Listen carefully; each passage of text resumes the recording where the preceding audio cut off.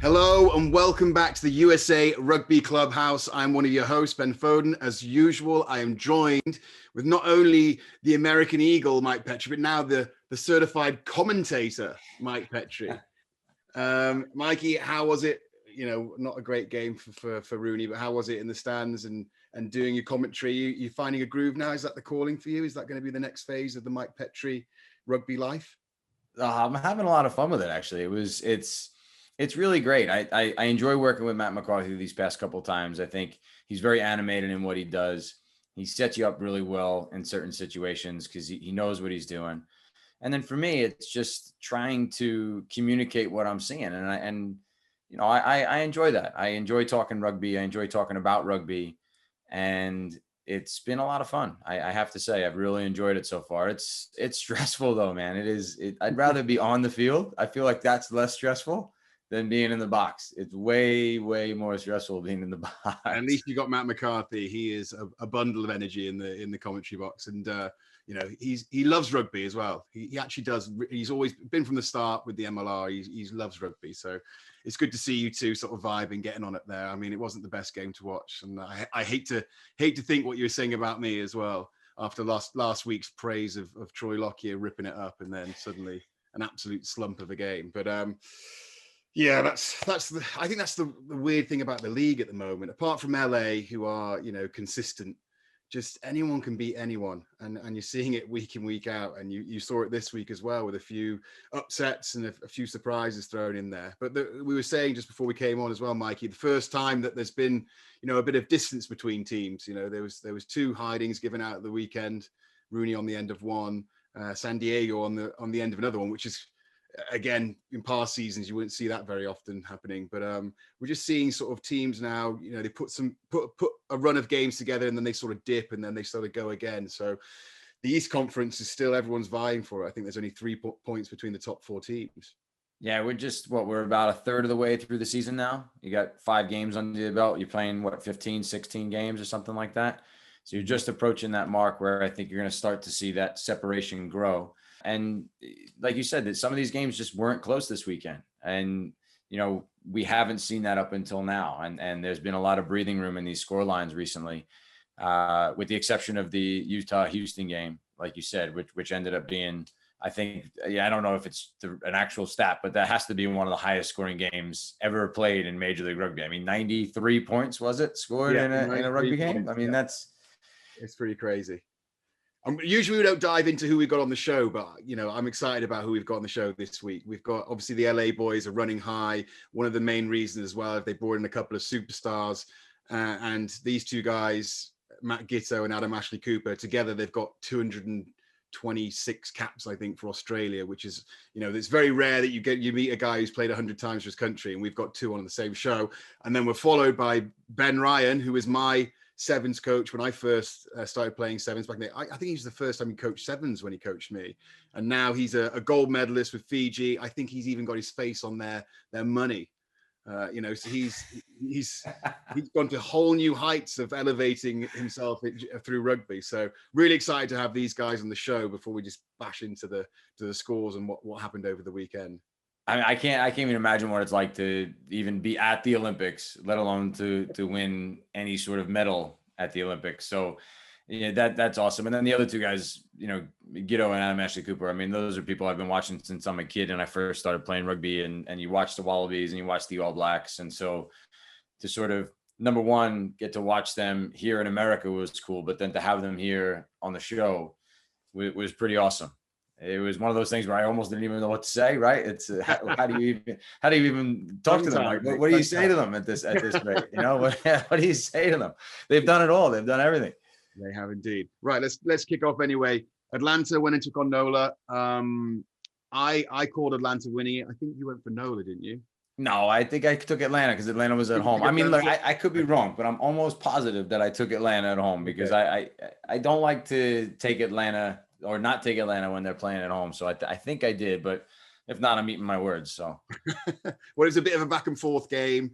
It was close for a while. And then at the end, I think that Atlanta got 2 scores up and it was sort of done and dusted, but they looked a lot more, they played against Rooney at home, and they looked to, their game plan wasn't executed as well as it has been, and in this game they seem to be a bit more in the swing of things. They're a bit more in control of the game. They played in the right areas. Their back three got into the game again. Their 15 scored a really good try.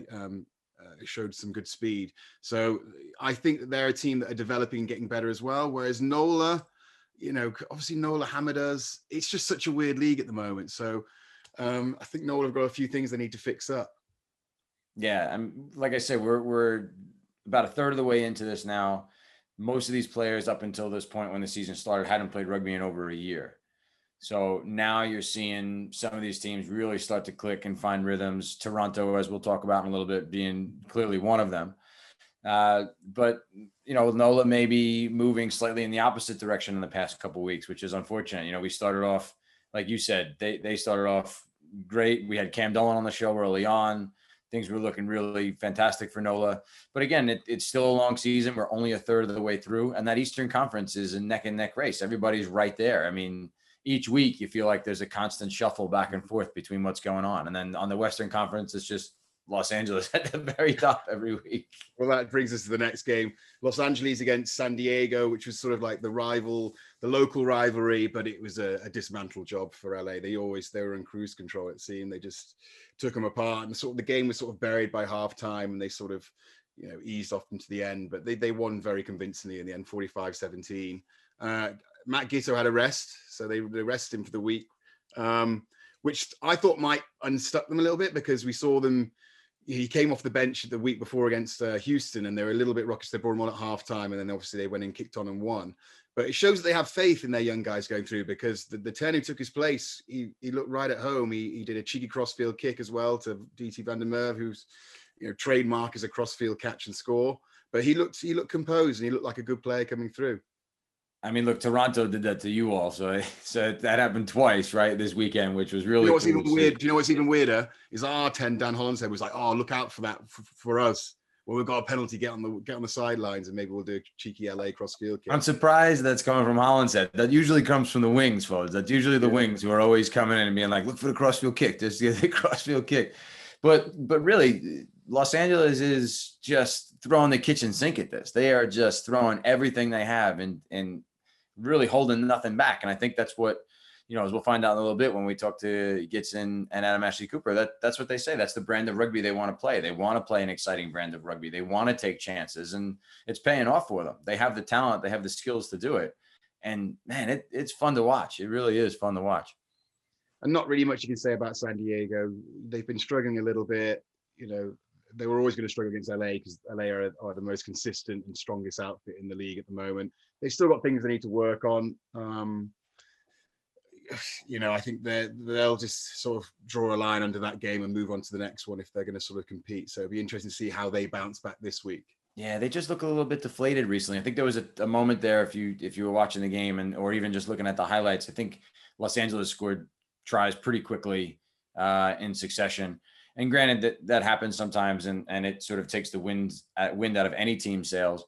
But just in general, I think San Diego just had this demeanor of, oh man, here we are, and here we go again, sort of thing, or that they had just mentally weren't present in that moment. And so I hope for San Diego's sake that they do get a chance to turn it around, because I know it's disappointing, because before the season started, I think I mentioned this last week, that was a game when the schedule came out. I said, that's going to be a great game. That Los Angeles San Diego game is going to be a fantastic clash in the Coliseum. It's going to be awesome. I was like, maybe I should fly to Los Angeles and go watch the game and check it out. I used to live there anyways. I think San Diego are just lacking confidence as well. They probably looked at that game, thought they weren't really in a good spot. They've just moved back from Vegas.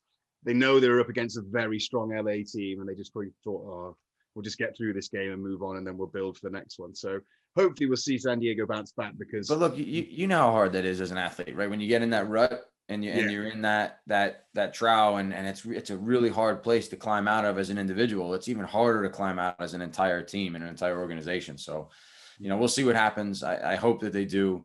They're a class outfit in terms of the performances they've been putting on since they came into the league, and hopefully only good things come from them. They've got a good setup there as well. Yeah, they do. They do. hopefully they will bounce back. The next game we talked about earlier, cricket score, Utah 50, Houston Sabercats 43.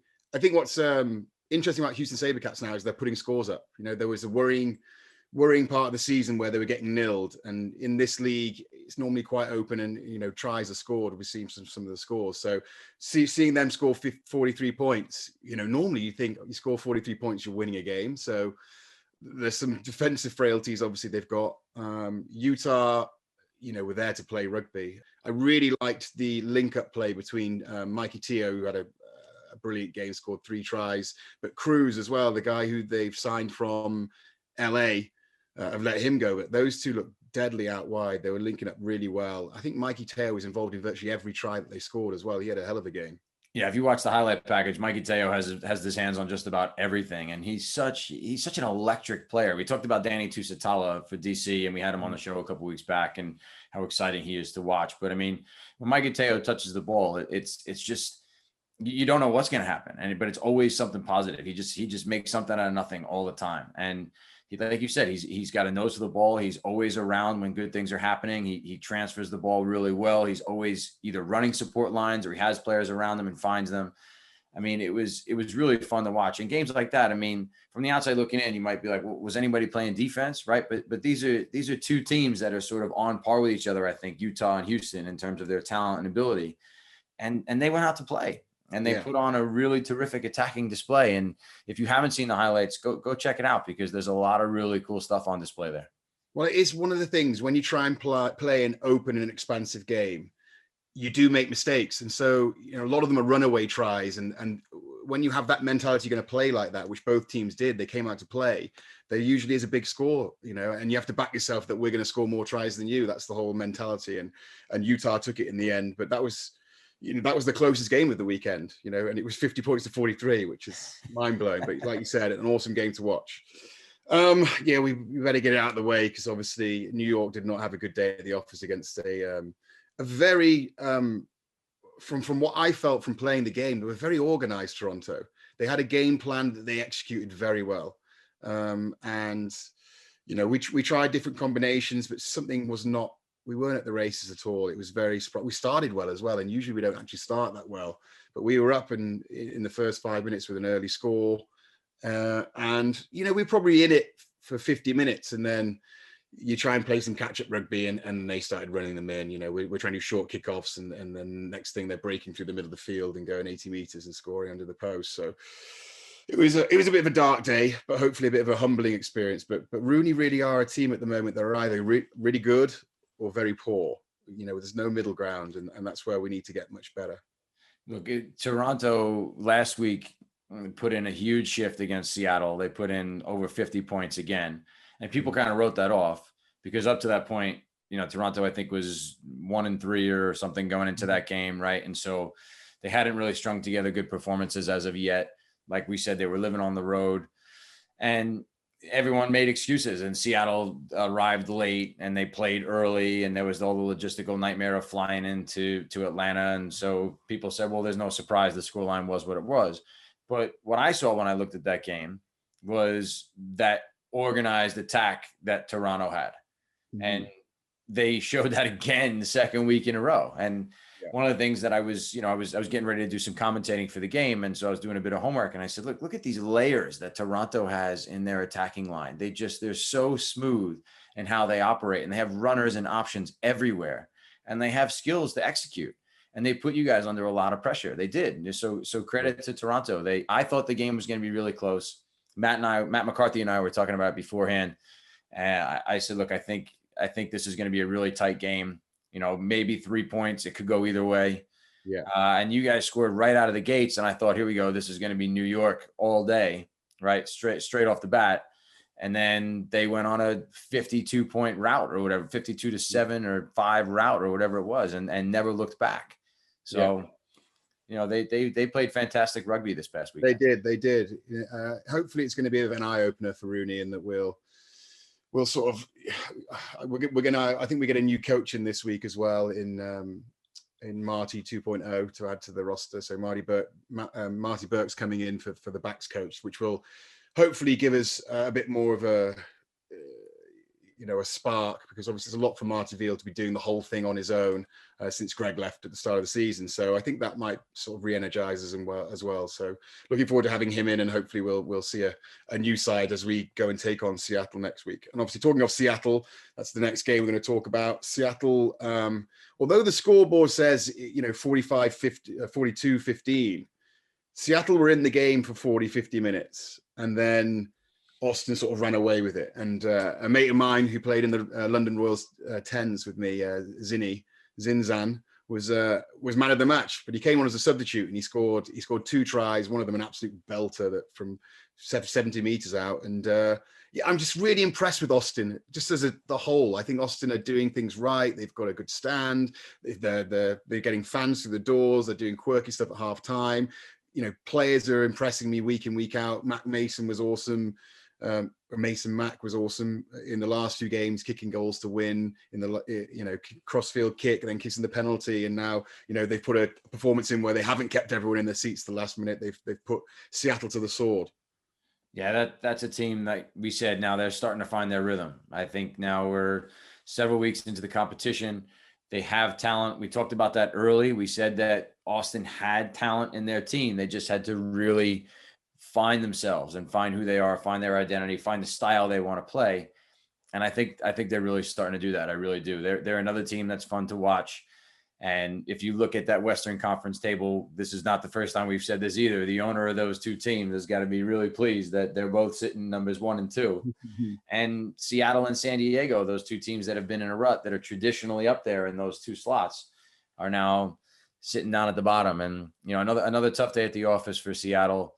Well, Seattle have rung the changes. They brought in some new management. Rory Best being I saw that name coming into the fold. So it'd be interesting to see their impact. It's very hard to have an impact in a week or 2, but 3 or 4 weeks along the line, they'll just be sort of trying to get themselves probably ready for next year. I feel that it's probably going to be a big ask for them to sort of get anywhere near Austin and LA at the top of that league. So I think it's about restructuring themselves, getting confidence back into their players, and building for the future for them now. Speaking of big asks, we still haven't seen the big man Samu yet. I keep looking for him. He played. He played. He played. I didn't see that. I didn't even see him in the roster. Dude, yeah. No, he played. Yeah, he played. Came off the bench, or did he start? No, he started at 6. Oh, how did I miss that? Started at 6. Yeah.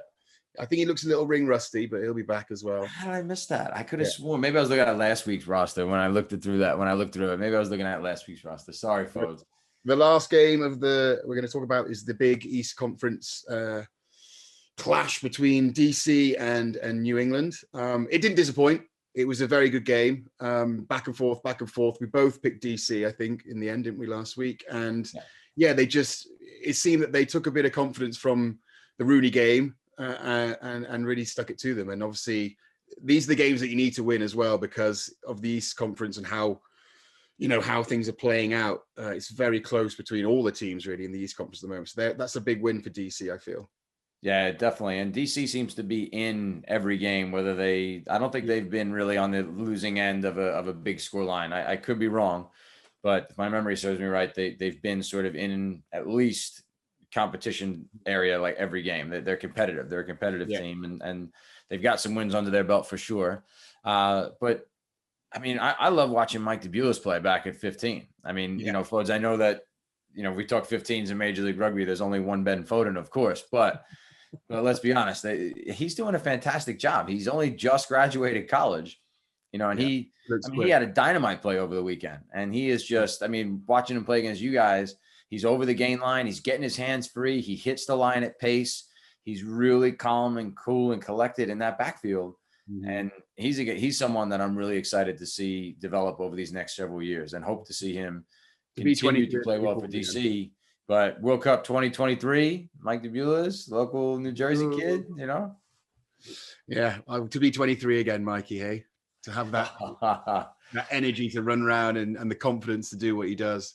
But I was impressed with him. Like you say, he's definitely one to. The back 3 for the Eagles is looking really good with Connie Moonaham and him in, they're looking quick, confident, young, bright prospects of players. So awesome to see them two out there. All right. So with that in mind, you're going to see some of those Eagles in action now. You're going to see some of those young future Eagles. Some of them are Eagles, some of them not.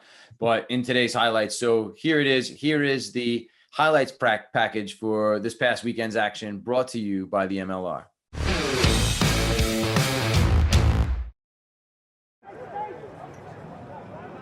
Here's Jason Dom with it once again.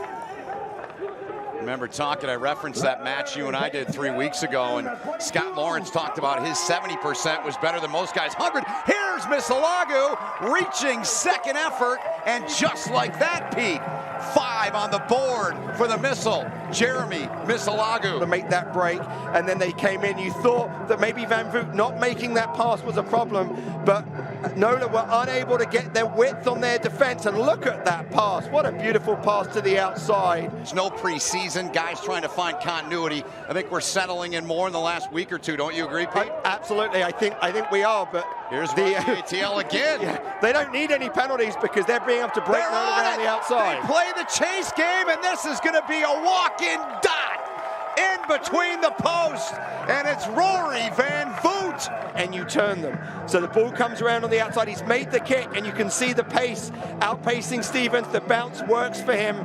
Kalmar can't do anything. Van Voot strolls in. Really. Ball has formed. Twice, use it. And Seattle now will free it up. They'll pick up the tempo. And fortunate stiff arms, taking it wide of the sticks, able to dot it down. Successful conversion, take another look. Ferris, great ball from Joyce. Neal able to collect it. Oh, what a fend off right there. Keep going. That's a man who can churn out the meters. Most recent carry from Cam Johnson. Oh, look who'll hobble his way in for the try. Remarkable. Isaac Ross, grown men, and determined to put points on the board. The offload from Hodgson, outstanding. Over to Fisher. Fisher finds Mike Giteau. Space outside for Mika Cruze. Mika Cruze with a step. Has one to beat. Got Mike Giteau with the offload. And the Utah Warriors are back on the board. That is great team rugby by the Utah Warriors. Oh, short side. Hagen Schulte comes back. Gus McClellan now. Finds Thomas Tuaval. Mano. Teo down the sideline. Ball goes over the top. What a grab from Michael Baska. Are you kidding me? This is incredible play by the Warriors. Still good to get out of that off the kickoff reception. And Tolks, one of the things that we haven't highlighted with the injury to Dylan Audsley, your main kicker, hang on a second, Tolks, big Johnny Ryberg, the quadricep with eyeballs. It didn't even take him 60 seconds. He's dotted it down, not the start the Legion want, but LA, they've come out of the blocks on fire. Doing what he does best, Dan. As you see here, LA up-tempo with their lineouts all season. Just a ball right back into that seam, the soft underbelly. Den Hoot takes it up just short of his 40. Comes wide. Another strong run. Oh, the Giltinis back inside. Wow, you've heard the turn of phrase, champagne rugby. This is Giltini rugby. Pour me another one, Mike Tolkien. And here we get another look at it. Yeah. Just playing a little blockers, move behind into the edge. And a great break by DTH, hooking up with Cottrell. And the interplay with Poitevin, getting it right back on the give and go. And they make it look easy. Defending their goal right away. And we are just inches away from a New York try. And there's an effort. Good, that's okay. Repelling defense by the Arrows, very strong. As Holland set out to Pryor, he's got Luke Hume.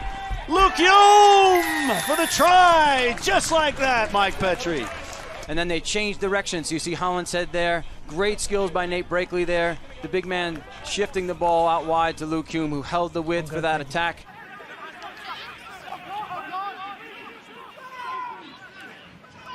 Poland. Boyle, little kick through, chase, was Walker impeded, it won't matter. The try-scoring machine, Dougie 5. Scotland's very own, he gets his first of the match, 5 points to 0. It threw it a little grub kick. A risky move with this small in-goal area, but beautifully weighted. And there's 5, as you noted. Advantage. Poland pleading for something there. That ball extremely slow coming out. Now he goes out the back. Boyle, kick through, Fife again. Oh, they've gone back to the same recipe. And if it tastes good, it smells good, it looks good, just keep cooking, boys. Dougie Fife gets his second. Hey guys, Adam Ashley-Cooper here, and you're watching USA Rugby Clubhouse. Hi, I'm Matt Giteau, and you're watching the USA Rugby Clubhouse. Okay, Mikey, our first guests of the evening, and they are a power duo, two legends of the game, hailing from Australia, both over 100 caps each, representing Australia in multiple World Cups. It's none other than Matt Giteau and Adam Ashley-Cooper. Welcome to the USA Rugby Clubhouse, boys. Thanks for having us. I'm looking at Gitz. He looks really excited to be here. Oh, I am. It's hard to work out with these Zooms who's going to speak. So I'll let Who's going Swoop to go. speak first? Yeah. It's all right, mate. You just speak whenever you want. Just throw it in there. It's Anyway, worse boys, doing obviously- commentary gets, and like when you have to do commentary in this league and they let the referees talk all the time, it's like there's so many people that have a chance to talk, and the refs just always talking. It's like the same sort of thing. Yeah. So you boys have been teammates for most Too of your long. careers. Started off at the Brumbies together. How I remember being part of an England team watching the Australian guys, and they picked like 5 or 6 guys to sort of like make the superstars of Australian rugby. You two, Curtly Beale, James O'Connor, and there was sort of a gang of you that sort of really came to the forefront and were, running with the flag of the Australian team. When you were coming through the system, was that always sort of, you being pushed to the front? Were you always going to sort of be poster boys of the game for Australia? Matthew? Okay, I'll answer this one. No, I think when I came in, there were so many senior guys there. You George Gregan, Stephen Larkham, these big iconic players in Australian rugby. So it was just very much in the background. You just did your job. You learn off these guys, how they prepare, how they act off the field as much as on the field. So it's definitely in the background. Then just as it evolves and as you're spending more and more time in the Wallabies or you're involved in that international setup, it kind of, what it's like, folks. Like the marketing team take care of things. And for me, it was never really a driving force or something I wanted to do. I just really loved playing for my country, and I was always, felt pretty honored to do so. Coop, similar answer, or are you a bit more like? Well, I don't think they had you are the poster boy poster in boy. mind for me. Yeah, no, I don't. I am not the poster boy. The poster boy is well established, which was Matt Giteau at the time when I first came in. I came in just as a bit of a battler to fill in some injuries and some positions. So that's how I was introduced as the Wallabies. I think Eddie Jones got me in around 2004 originally, just to, I guess, see how the team prepared, like as a young guy that was pulled from the club system at the time. And just watch the guys and how they prepare and stuff like that. So that was my first taste of, I guess, that kind of test arena. But slowly kind of made my way and became a little bit more of a starter many years down the track. So what are your thoughts on Eddie Jones? Because obviously now he's the England coach and he's been doing some interesting things. He's always played games with the media and that all sort of stuff. And you've both played underneath him. What are your thoughts on Eddie and what he's doing at the moment with England? Because England didn't have a good Six Nations. I think they came 5th, which is the lowest they finished for a long time. Sorry. Well, I mean, you'd probably be best answering this question because you spent a lot of time under Eddie. I mean, I only had the 1 year, and that 1 year that I had under Eddie, I only played once, a minute and a half.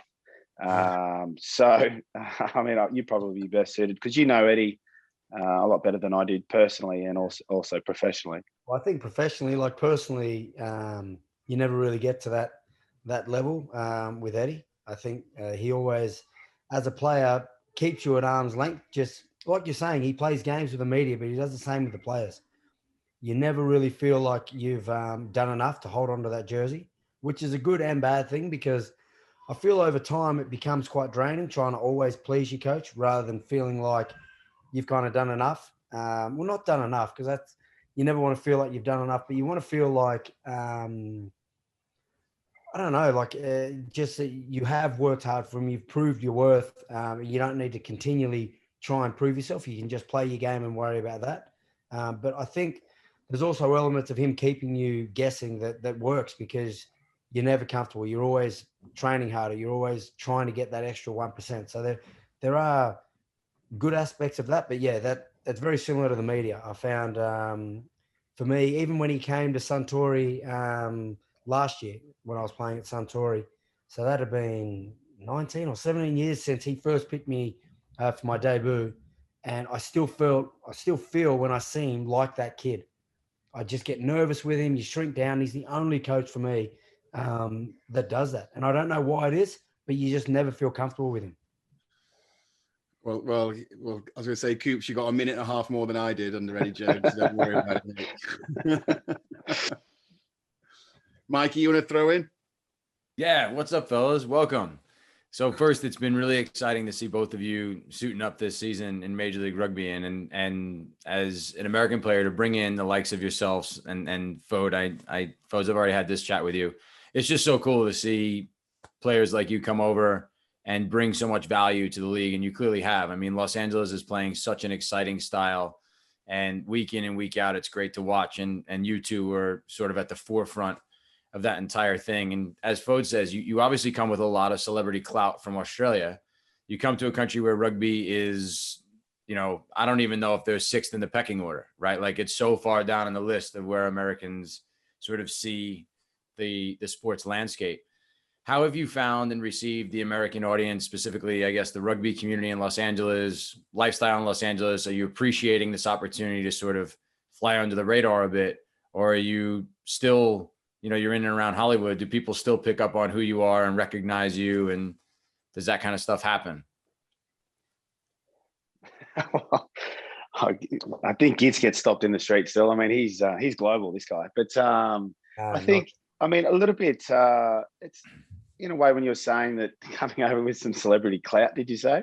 Yeah. It's pretty similar to back home. Like, I mean, we're quite far down the ladder as well in terms of the sporting codes, because we've got rugby league, AFL, soccer that are kind of dominating the sporting industry back home, and rugby struggling a little. So, I mean, only your real diehard rugby fans are kind of recognising you, I guess, in the streets back home. And over here, it's kind of something similar.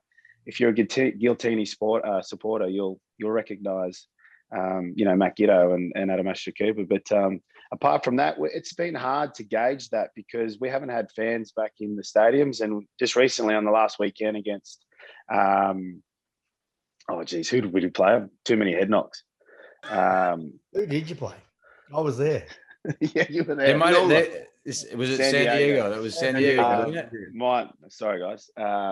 I mean, yeah, that was the first opportunity for fans to come back and support us. So, I mean, we got a good little crew out there supporting us there, which was good to see. But apart from that, it's been hard to kind of gauge that engagement. Yeah, and for me, I think I came with expectations similar. Like, I'd been in Japan, where you can just cruise around, do whatever you want. All you look like is a foreigner. You don't look like a rugby player. And rugby is not. I mean, it's getting more popular now, but still your everyday lifestyle, you can just cruise around and do what you want. So I expected it to be similar here, and it is. So for me, the real gratitude, or, I think the thing that I'm searching, or what I'd like to see, is not so much myself get recognition, but just rugby players in general becoming more popular, rugby becoming more of a sport that kids want to play here from a grassroots level. That's where I see the game hopefully growing. But as far as being noticed around town, I don't think I've been picked up once. I've been here for a long time, and what have been here 8 weeks now, Swoop. I don't think one person's stopped me or recognized me, which is a pretty cruisy. It's good for me with the family. We get around, we've done lots, but it's not something you're searching for as well. Fodes, does that make you feel bad? You get stopped on the street all the time in New York, right? When you walk around, Fodes, is that you just... He wears a tracksuit, though. That's the big difference. Team kit. Yeah. I want to know what it's been like playing for the LL Giltinis, because they were the new boys to the league, and you have your owner Gilchrist, who's he's a bit of a character, but he's gone balls to the wall in terms of like the setup. You're in the Coliseum, unbelievable setup, and every time I go into the gym and see our boys, we're normally they're normally on Instagram watching Billy Meeks or watching Swoop or you Gits, and you're opening some kind of like personalized phone cover or zooming around on your new 73 bikes or whatever you've got. It seems like your setup is pretty good. How does it compare? Because obviously you played in Australia, both of you played in France, and then both of you went and played in Japan. How does it compare in terms of like the training facilities to all those places that you played? Oh, you should never compare Instagram to reality. Yeah. That's your first. That's your first. I think for us, it's a new setup, so we have lots of issues as well here. You know, like, but it's a teething process. We're working through it. Everyone's of the understanding. Everyone's pretty patient. You know, it's a first year setup. But having said that, we like you touched on, to play at the Coliseum, living in LA, the whole lifestyle, even cruising for me.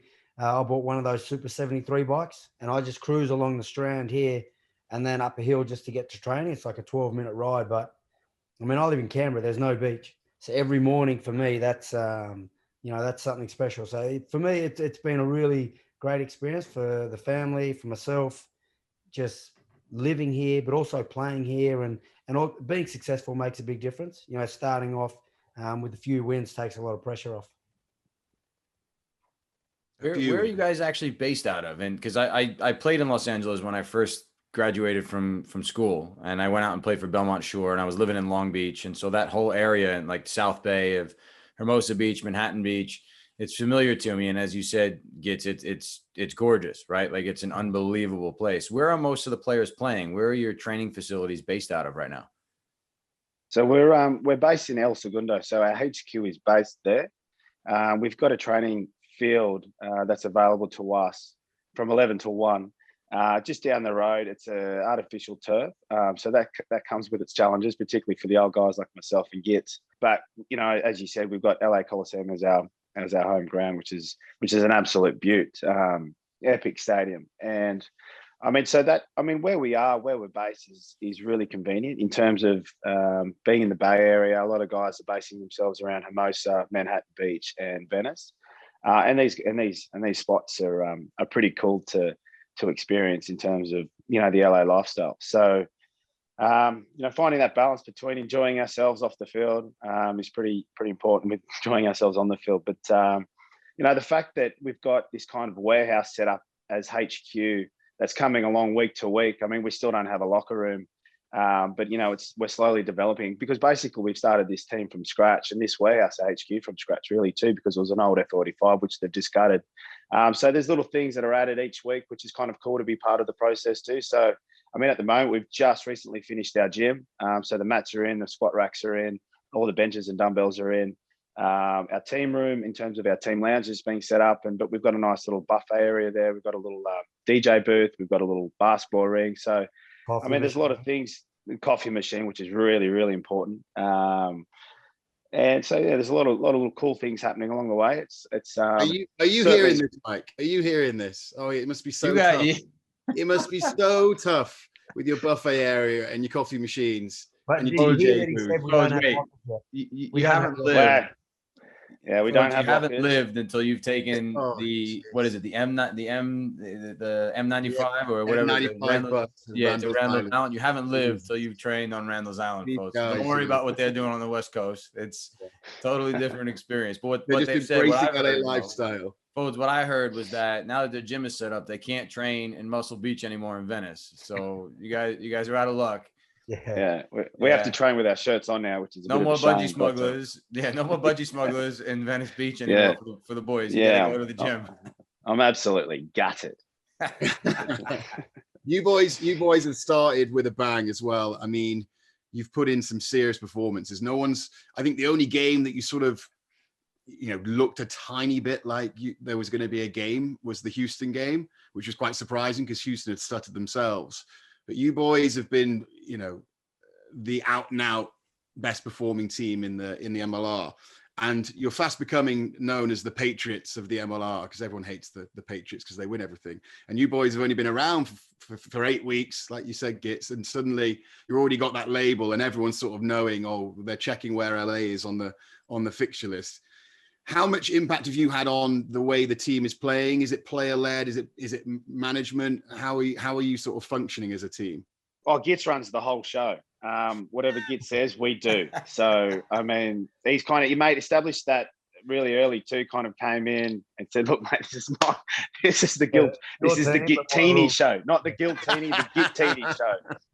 This is how we're going to play. No, look, I mean, I think the collectives had contributed really well in terms of the performances that you've seen. I mean, we started off really well when we're 5-0, but we've been working pretty hard for a long time now, since September last year. Individually, we've come together on Zoom towards the end of 2020, and then obviously just recently got together over this side of the world as a team. So, I mean, we've been working really hard as a group off the field prior to the season starting, and I think that's starting to show. I think one thing that we're really confident in is our conditioning, and I think our strength and conditioning coach Lev has done a really good job in terms of getting the guys really fit and up to speed, with the challenge of having to work individually with everyone from all different parts of the world. So I mean, really happy with where we're at. I mean, you couldn't have started a competition in a better way, but I think it's going to get tougher because, like you said, everyone's kind of looking at where the Giltinis are, and they're going to come after us. So I think we just need to stay on top of our game and make sure that we're respecting the opposition week in, week out. Yeah, I reckon the name Giltinis doesn't help us as well. We were hated before the comp started. So that we were aware that I think everyone wanted to knock us off, and with a name like Giltini, like you said, Gilly, the owner, he has put his balls to the wall, and he's made some bold statements. He's done some bold plans, which for us it's been great, really enjoyable experience. But with that, obviously comes that tag where you're not going to be the most liked. I love what he's doing. I think it's awesome for the game because he's doing it with Austin as well, and they're doing different things, and they have half time, and they're starting to win games as well. It seems to be you and them, at the top of the table on the West Coast. So it's good to watch, and I love characters. I'm all about American sport. Do you guys follow American sport? Because I think that's going to be so important for this league to grow, that they don't sort of get in line with all the other leagues, that they do their own thing and make it very much Americanized. Do you agree with that in terms of growing the sport? I've been to a baseball game and a Lakers game since I've been here, and just the way they fill spare time, they do that really well. Like, it's a real entertainment values at another level. I think I agree with you 100%. If they could make rugby their own version of rugby and not fill what other leagues have done, like just add that spice, something different. I know they've got some good plans for the Coliseum when we're able to get more and more fans back. So hopefully that'll show pretty soon. Yeah, I agree. Even listening to the games, the MLR, the commentary is it's awesome. It's refreshing because it's completely different. They're using a totally different language. I'm not talking like they're calling the game in Chinese. It's English, but the language being a totally different terminology and like rugby jargon. And it's everything's awesome and great. And I think that's refreshing for someone like me who's come from an Australian environment where, I felt like the commentary is quite critical. It can come across and interpreted as quite negative, but the commentary here is really cool. So really enjoying that. Yeah, I'd agree with that. The English do it the same as well. They never really look for the positives. Instead of saying it's great play by someone, they're usually saying, oh, that's a poor tackle or a poor read by someone. So I completely agree with you in that. How did the phone call come? Because Swoop, you were involved with Austin. You didn't play, but you were sort of in and around, and so you just sort of decided that you were going to venture out to America. But Gitz, you just suddenly, out of nowhere, suddenly LA were, and I heard a rumor that you had already signed, but it took a few weeks before it leaked out. But how did the phone call come for both of you to get down in LA? Or are you a package deal? No, and the only one who missed out was Drew Mitchel. I would like to be a package deal, but he I'd like to think negotiation. What was the one that he got in contact with me? Yeah, I was representing Gitz at the time, so I've got my contract and the commission on his contract, so I've done really well out of this. Originally, I had a discussion with Gilly back at the end of 2019 after the World Cup. I think it was it was the start of 2020, actually, just after New Year's Day. And I'd made plans to kind of move on, like hang the actual boots up, because 2019 Rugby World Cup being the last kind of tournament and maybe game that I'd played. Hadn't really confirmed that, but I was thinking in terms of moving into the real world and starting chapter 2. So I actually had a few conversations with a few people outside of rugby in terms of what I could potentially do. And Gilly called and just said, mate, what are your thoughts on coming over and playing with a team that I just I bought out of liquidation, the Austin Giltinis? I said, who? The Giltinis. And I said, what's a Giltini? He said, it's a Negroni double the size. And I said, oh, that makes sense. So, I mean, I committed to that because, I mean, I never thought that rugby would take me to America. And I've always wanted to live and embrace everything that America has to offer. And then rugby was obviously the opportunity for me to do that. So, I mean, it was more of a question, why not?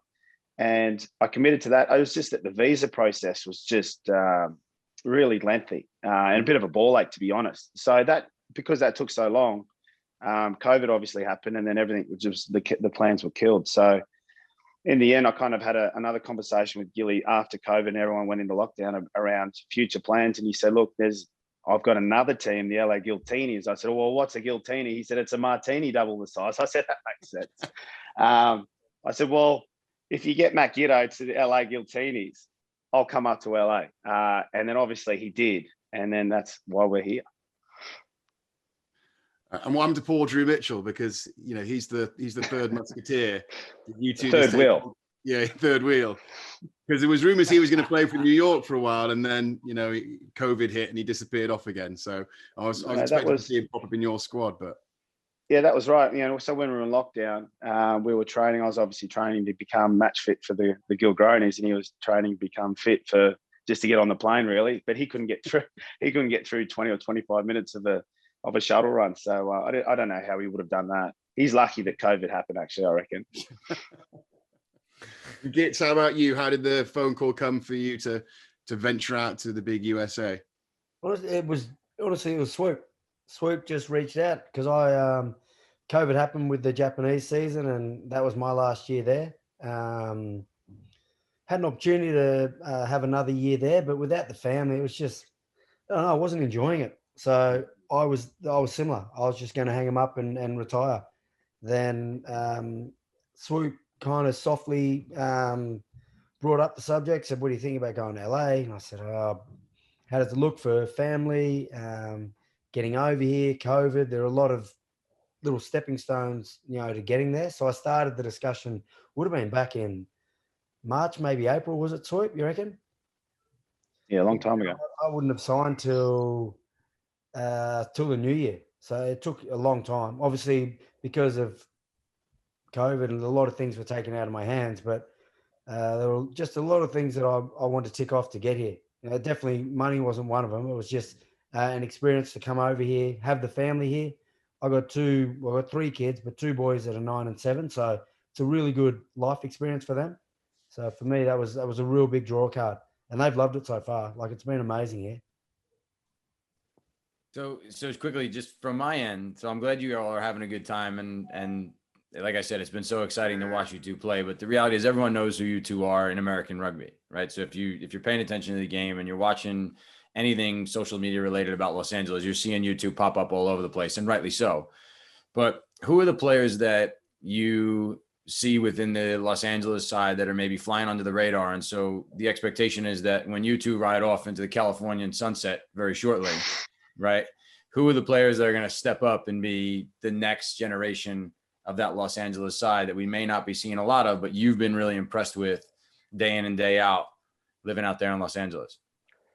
Yeah, there's one guy who I've been particularly impressed with, and that's Ryan James, our young winger, and a local American rugby player.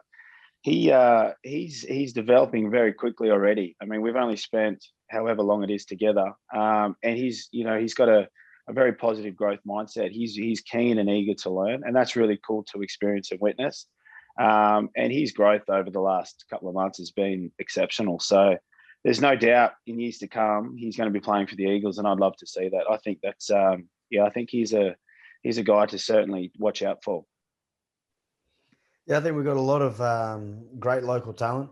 The guys that I probably work most with would be Luke Burton and Luke Hardy, the 10s. They play 10 and 12. So they're the guys that I think will step in, and that's my role, is to, you play the games when I'm not playing, and you've got to help develop these guys, give them confidence, sit down, review games, pass on any knowledge you can, because the team will only succeed as much as, your biggest weakness that you've got. So our job, I think, as senior guys is not really to be playing huge minutes. Obviously, when we get the opportunity, you got to perform, but it's more what we can do around training, after training, just simple things that a lot of these guys haven't been exposed to, about looking after your body, nutrition, stretching, like real basic stuff that you would think is basic, but they just haven't been exposed to. So that's been really good and really exciting from my point of view, just seeing the growth of the squad, how professional they're becoming in their own preparation. But I've got no doubt that we've got a lot of future Eagles within our squad. So you've both played, I feel like we've just read off of some of the best club teams and international competitions in the world that you've both been involved in. How have you found the environment there with Los Angeles as it compares to, I know, Gitz, you were at Toulon for a while. How does it compare to something like that, or a Suntory, or any of these leagues that you've played in? How does the experience day to day compare? And I know you're still, as you said, putting the pieces together to build a foundation there in Los Angeles, but what's been some things that have really stood out for you? And then the overall comp, how are you finding the overall competition? Well, the overall competition's been really tough. I think, not sure really what I was expecting. I'd had some talks with Matthew Bussero, who spent some time at New York there. And he was just saying, well, obviously language was a difficult one for him, but he was just saying, he said the competition is very physical. It's tough. And that's what I found. I found, very physical. I think if anything, the one area where there's some inconsistencies can be around the ruling, certain calls that you get during a game, but we're just trying to work on a way where we can eliminate any of their influence, any influence that a ref can have. As a side, we've just got to be better. The league's been tough. As far as actual professionalism around it, this is miles better than Toulon. I think at Toulon we had a great team, but we had our physios that would be in demountables. We'd had 8-hour bus trips before a game when we play in the afternoon.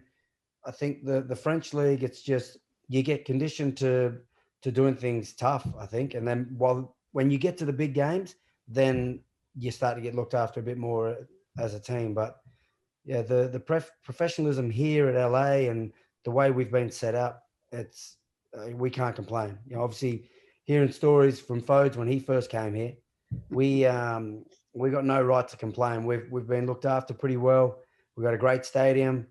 We've now got crowds back. We're living in a beautiful part of the world. Accents, different stuff. It's all new. It's all fresh. I'm really enjoying it. Folks, I can't believe you would say that about Coney Island, man. How could you do that? I thought you loved taking a subway to the games. I thought that was your thing, was get on a subway. I love New York. I'm in New York now. But originally I was a West Coaster. When I used to go on holiday, I used to go on the West Coast, and I loved LA. I loved the West Coast. I loved all that sort of stuff. And there's a little bit of jealousy seeping into me because I see these boys and the way they're living and the way they're doing things, especially because you're winning as well. I think, like Gitz mentioned earlier, winning makes everything so much easier. All the atmosphere is a lot more relaxed. We're coming off the back of a terrible performance of the weekend and a bit of a humbling. And so I know that tomorrow is just going to be such a downer. We're going to be watching copious amounts of videos of us all making mistakes and dissecting the game and pulling everything apart. It's going to be a right downer. So you've got to sort of wait to right those wrongs. So hopefully this week will flash by and then we can right the wrongs at the weekend. But folks, not to rub this in, folks, but I'm pretty sure these boys spent preseason in Hawaii while you guys were bashing each other in Jersey City, shoveling snow off the field. So Gitz, you mentioned that in LA you've got your family. Coops, what do you do? And Gitz, what do you do for fun out in LA? Are you in? I'm expecting to see you in a movie or something. That'd be nice. That'd be nice. I know what Gitz does for fun. He's off to every Dodgers game and Lakers game whenever they're on at the Staples. But hang on. I invited you, but you're worried about your bedtime for your son. You said you only had 4 tickets, and so you took your family. You didn't take me. Anyway, we'll get back to that. I think for me at the moment, we're just kind of smashing the local parks. I've got a little 1.5-year-old who's a bit of a maniac, so you can kind of get him down the park, and it's a gated park. So as soon as he's in there, you can breathe and relax and just let him run around and do his thing. But we're kind of exploring all the parks that kind of Manhattan and Hermosa have to offer at the moment. That's as far as, I guess. I mean, we've only been here for maybe 3 or 4 weeks because, like you said before, we've been in Maui. The journey started in Maui. And then we went to Oxnard, which is an hour and a half north of here, and we're kind of like in a bubble format there. And then only just recently have we come back down and been able to base ourselves in the apartments that we've leased in our respective areas. So the 3 weeks that we've had here in Manhattan with my wife and my little one has been really, really enjoyable. It's close to the beach. It's very similar to the coastline back home, but the coast in Sydney is the east coast, so you get the sunrise. But here in California, it's the west coast, you get the sunset, and the sunsets here are beautiful. It's starting to warm up nicely here too. So I'm not sure how it is over there in New York, but we're sitting here at a nice little 66 degrees Fahrenheit, which is nice and balmy. But I mean, yeah, it's been really enjoyable. What about you, Gitz? What have you been up to, mate? Mate, I think the big thing, like just the Hollywood sign for the kids. I don't know why, but that was their big thing, what they see in the movies. So being able to go there, we did that Hollywood walk, been to a Lakers game, Dodgers game. Just what am I doing hanging out in the local parks? I'm going to come with you more often. Hollywood signs, Staples Center. I know. I've invited Dodgers. you to every one of them. I invited you to every one. I know. The wife won't let me go, mate. I need to have a word to her about that. Yeah. Actually, throw her on. I'll have a word to her. How go on, bring her on.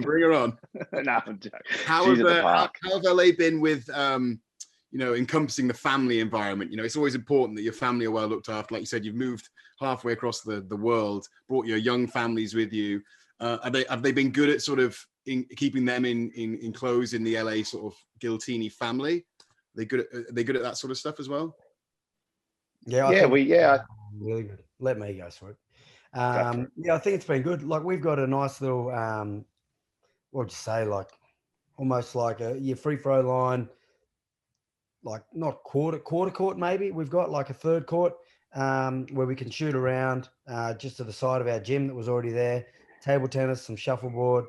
After the game, we had all the family and friends back to headquarters, where upstairs you got that little buffet area. We turned into a bit of a dance floor and some drinks. So yeah, I think they're doing it well. I think they're doing it right as far as making everyone feel welcome. We had our bus that took us to the ground.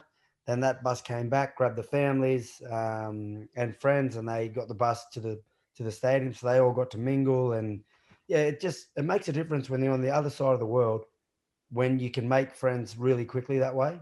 Mm-hmm. So when we're training, they've got friends or people they can hang with. I think from my point of view, I think Swoop, you'd agree, but I think the families, they've got it spot on. Everyone's felt very welcomed.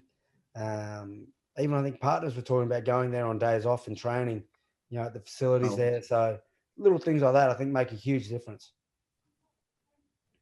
We had a family bus back in 2019, right? When we had some home games, they took the little family bus from the city. They picked people up and brought them down. I think it was once, right? I think one bus broke down on the way to pick up people one time as well. So yeah, it's just the same. Just a different lifestyle. The New York hustle to the LA. A strong accent, or is that a normal New York accent that you've got? I think it's amazing. It's amazing. It's TV voice. Is that what it is? It's real squeaky. It is nice.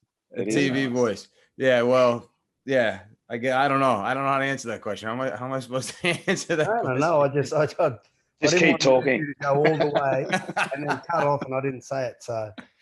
Wait, so you guys haven't done any surfing in California or Hawaii or anywhere you've been? All this, we asked what you do for fun. You haven't gone out and caught any waves or anything as a team or like on your own, just on a day off? Nothing? It's still pretty cold here, mate. We did that paddle thing, Swoop, as a team. Oh, in Maui. Yeah. What's that? The drag? What do they call it? Stand-up paddleboarding. Nah. No, Oh, yeah, a little bit of that. The other one, when you're all in the kind of canoe with a bit of a dragon boat kind of race kind of thing. Oh, So, yeah. yeah, they're big on that over there. Yeah, we did that as a bit of a team bonding morning one Saturday. That was cool. Not a fan, obviously. Actually, my hip flexors and back went pretty early in that, so I just. Are you both surfers? Do you both surf or not? Because you're Australian. Every time you say Australian, you just think, yeah, surfing, Bondi Beach, get the board out, go surfing. all the time. Kangaroo, yeah. We swoop surfs. He used to when he was younger.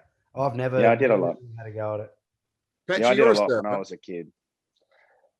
Petra, you're a surfer, aren't you? Yeah, Is he? yeah. I mean, I grew up here, but my cousins grew up. I grew up going with my cousins down to the Jersey Shore. I surf a lot around here in New York. There's a beach not too far away here in Rockaway in Queens. But when I was living in Los Angeles, like that was it. It was just living the dream. Every morning we'd wake up, go down to Huntington Beach in the morning, go out for a couple hours, come back, get breakfast, go to the gym, go to the beach for the afternoon, hang out, go to practice at night. You know, it was great for a couple months, and then I ran out of money. So it's like That's easy to do here. For me. Burned a hole in my wallet real quick in Los Angeles. All right, you boys are well traveled. You've played for multiple teams, international teams. If you could pick one player to add to your MLR team now each that you've played with or against, we'll say, who would you pick? Gets to you first. Drew Mitchel. Oh, you got my answer. I knew you were going to go Drew. Yeah, How can you not? How can you not? Yeah, I'd make the wife and kids. They'd move. I'd bring Drew in. It'd be perfect. But he live with you or live with me? Well, 3 days, maybe 4 days here, 3 with you. That's fair. Drew Mitchell over Johnny Wilkinson. You're taking him over Wilco. Johnny Wilkinson, he's finished. He's never been good. Don't worry about him. It's has carried him. Don't worry about him. Exactly. No, it'd be Drew, hands down. Yeah. Mine would be I'd steal Andy Ellis from you blokes, not to play, just to have around the team. He's great value to have around the squad, big Andos. And I can only imagine the influence he's having with you guys over there.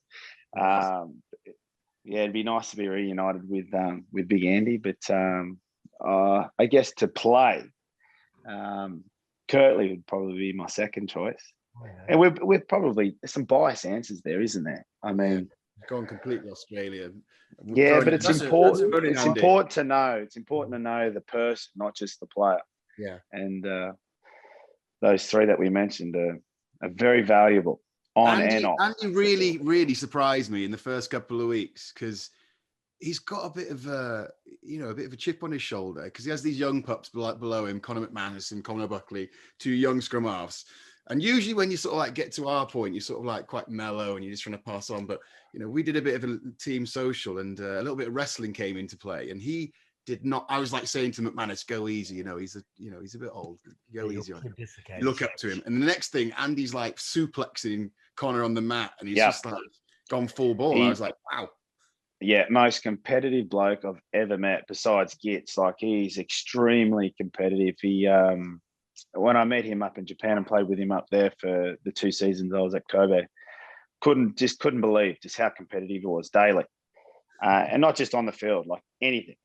Drinking numbers, pool, table tennis, running around the greenbelt, which was like this kind of activity, like kind of like a running lane around the island that we're living on. Like even when he was running around that, like just extremely competitive, like too much actually. But I can imagine that he takes his wrestling very seriously too. So when you mentioned Drew, when he was going to come to New York, and I had a few messages with him, but I didn't want to mention because the one memory that I have really strong of Drew is when Chris Ashton scored that length of the field try, and Ashley was not known for his like out and out gas, and he sort of did. Drew had the angle on him as well, and he sort of like, it was quite late in the game, but he gave it a big dive and missed him. And I was going to give him a bit of banter for it, but maybe it might be too sore. Nah, he doesn't take that stuff to heart at all. Right. Okay. He's ready for it. I mean, there was one game I played with Drew when we first started at the Force, and he couldn't catch anything in the first half, not a thing. got to a point and I was like, okay, we're going to have to start calling a few plays that don't involve him. And he said, no, give me one more chance. Give me one more chance. And that play, he dropped it. And I said, that's it. You're not touching the ball. And there's still like 35 minutes to go. He's one of my best mates. He doesn't hang on to it. So I think it'd be fine. You could say whatever you want. Yeah. I think to be a good rugby player, you've got to have that sort of forget about it, move on to the next thing. Can't hold anything personal. Things are said in the heat of the moment, especially when things aren't going right, that you sort of just have to let slip by. Yeah. I mean, the next week he played well as well. So that's just the way he goes. He'd be fine with that. You should actually do it now. Anyway. Yeah, let's shit on him. Let's shit on Drew. Let's shit on Drew segment coming up. I mean, listen, we have to get him on as well because he's going to give us all the details on you guys and what you got up to as well. So he'll be on. Gun to fire back. He'll be on. Yeah, we spoke earlier about the American sports landscape and the entertainment value that like they bring as a spectacle, right? And we need to see. We agree that we need to see more of that in the MLR to really raise the brand, raise the awareness of the sport. But outside of that, you can answer this from a general game perspective, like what the league maybe has to do or what the teams have to do, or potentially what we have to do from a skill perspective, from like a strategy maybe.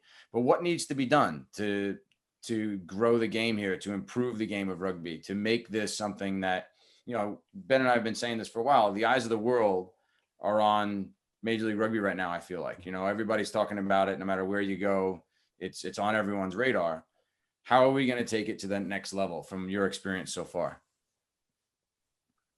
Shorter travel days. Private jets. Yeah, private jets. That'd be nice. I mean, our first away game was New Orleans, and the MLR booked us on a double flight, so we had to go via Dallas. It was like 12 hours door to door, but like for a 37-year-old, I mean, kind of cramped up in a flight for the majority of the day just doesn't sit well. It doesn't sit well for a pre-game prep. But no, that's all part of the game. I think that I don't know. It's a hard one to answer because for us, this is completely different to anything we've experienced before. So it's exciting already, and we're really enjoying the change that I guess the MLR and the game and everything that rugby has to offer here in America. I would say that with the fact that, you know, we're doing pretty well at the moment, we're performing pretty well. I think that we're going to create more competitiveness amongst the teams. I think that teams are now going to come after us, and I think that's healthy competition. I think I'd like to think that we're doing the league a service in terms of performing really well and challenging teams, and that's exactly what we want. We want to be challenged, and we want to, you know, we want to play, and we want to win as well. So I think the competition that's already been created amongst all the teams in the East and the West is really, really healthy for the future of the game here in America. I agree. I reckon a lot of people are talking about this league. You know, even with Ma and Mathieu who came last year, for me, that kind of, I was like, MLR, like I didn't really, I knew the league existed, but I didn't know on what capacity really that it had in America. And then since it spiked my interest, then obviously talking about a new LA team coming over here, like Coops touched on, I think for us, everything's new and exciting here. And each week, the LA brand or the Giltinis are growing. So we feel like there is development here, where the other teams that have been around for a while probably aren't experiencing all that freshness that we're getting. I think just to be patient, the league is just going to grow. Naturally, players are interested in what's happening over here. Players in different leagues are interested. And as soon as you spike their interest, then, you know, that's the starting point. So as long as the games continue to be broadcasted, I think advertised well, small things. I think from a grassroots level, like I touched on earlier, I'd love to see more kids wanting to get into rugby rather than trying NFL. It didn't work out, then turning to rugby. If you can get that happening, then the game's just going to grow naturally because of the numbers here too. I mean, a population of 340 million. Australia, we got 24 million. Like, it's absurd the amount of numbers that you have here. If you can just like each state's a country. That's the key, I think. Yeah, it's like each state's a country, and just the possibility of we spoke to George Kilbrew last week, and there's a possibility of having 32 teams in the league and being like an NFL, sort of like an East Coast, West Coast, what's it, AFC, NFC, is NFL, what is it? And so like splitting all up like that, I always view this league, if it gets to the heights that, if it takes even 10%, 20% of what the NFL is, I think it'll change like the way rugby is viewed across the world. I think that because, being a 6-month season, the wear and tear on your body when you're playing in the Premiership or you're playing in the French leagues, just 11-month seasons with throw internationals on top of that as well. The wear and tear of your body is just so massive. Whereas 6 months and then 6 months off, like they do with all the sports, whether it's baseball, basketball, NFL, and they're doing the same with rugby, which I love. And I think that as soon as that happens and money, like big money contracts come through, I think a lot of people will be coming over here and flooding up. I was going to ask you guys, if you had like a lot of players hitting you up and asking you about the MLR and saying like, oh, what's it like? Is it worth me coming over or anything like that? I've had a few. I've had a few people that you I don't even think would be interested. So that's what makes me, I know that what's happening over here is spiking their interest, and having a new team, a couple of new teams. And I think Gilly, like you touched on, putting his balls to the wall, it puts us out there as a team, makes us a bit more hated. And we certainly don't stand by the Giltini drinks and all that. For us, we're employed to play, and that's what we do. I think he's a marketing genius the way he does things, but it's definitely making some noise back elsewhere. So a lot of players are interested, and I just think the game is going to continue to grow. So does it take ownership like that, do you think, across the board, right? Because one thing that I think you might start to see in the very near future is disparity between those teams that have that type of ownership and teams that don't, that are able to sort of push their brand and push the team forward. And the teams that can't are going to sort of fall into the shadows, perhaps, right? And so do you need more of that across the board, with owners like that stepping in and saying, I'm really going to, put my money where my mouth is and go into this MLR, all in, right? And that's like the spark plug that this league needs to get all of the teams, like you said, Coops, like you guys are, wanting to go in and out every week with competition. In order to have that, do you need that across the board, do you think? Like more of that across the board? Because both the Giltinis, both Los Angeles and Austin, are doing really well this season, right? And they've got a lot of good support behind them, clearly.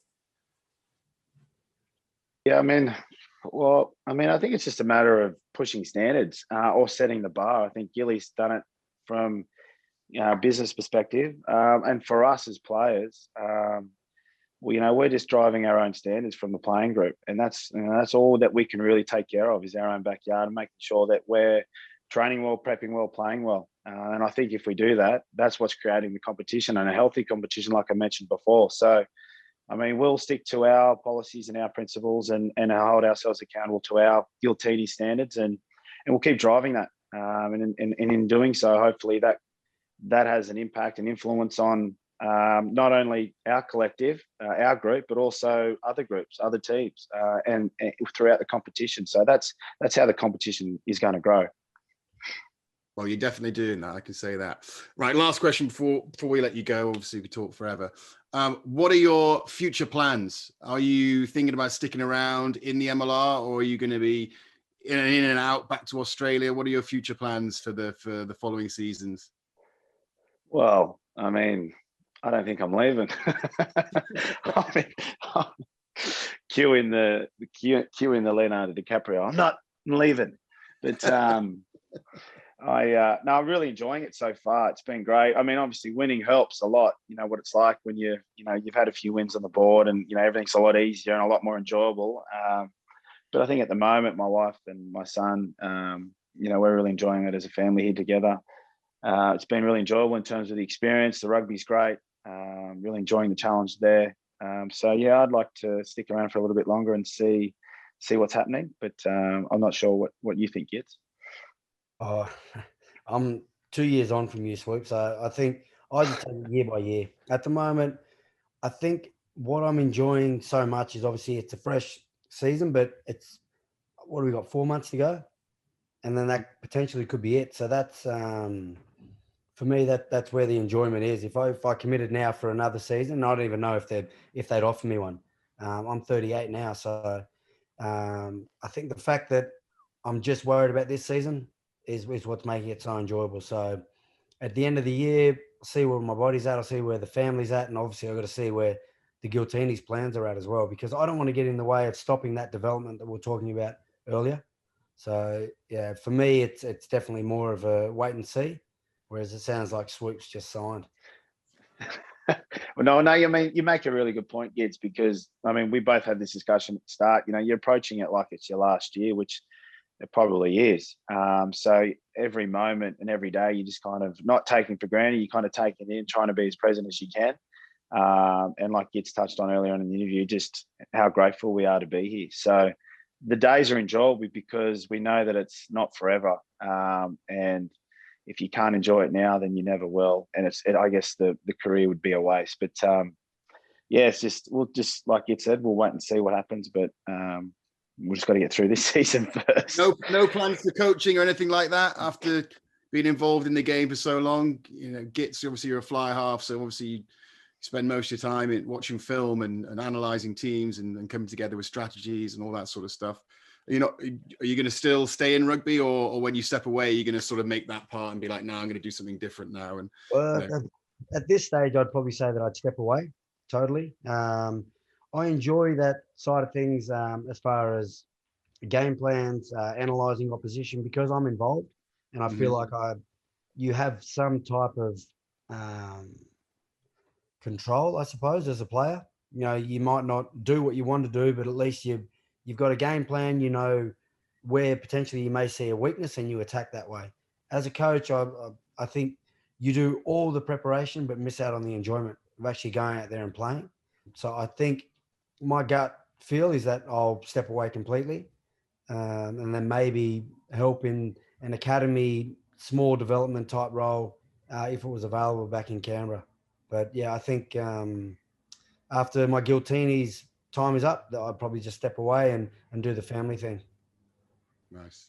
New Coops, you still wait for Leonardo DiCaprio to call you up and get you in a film? Is that where your career is heading? Well, it's got to go somewhere.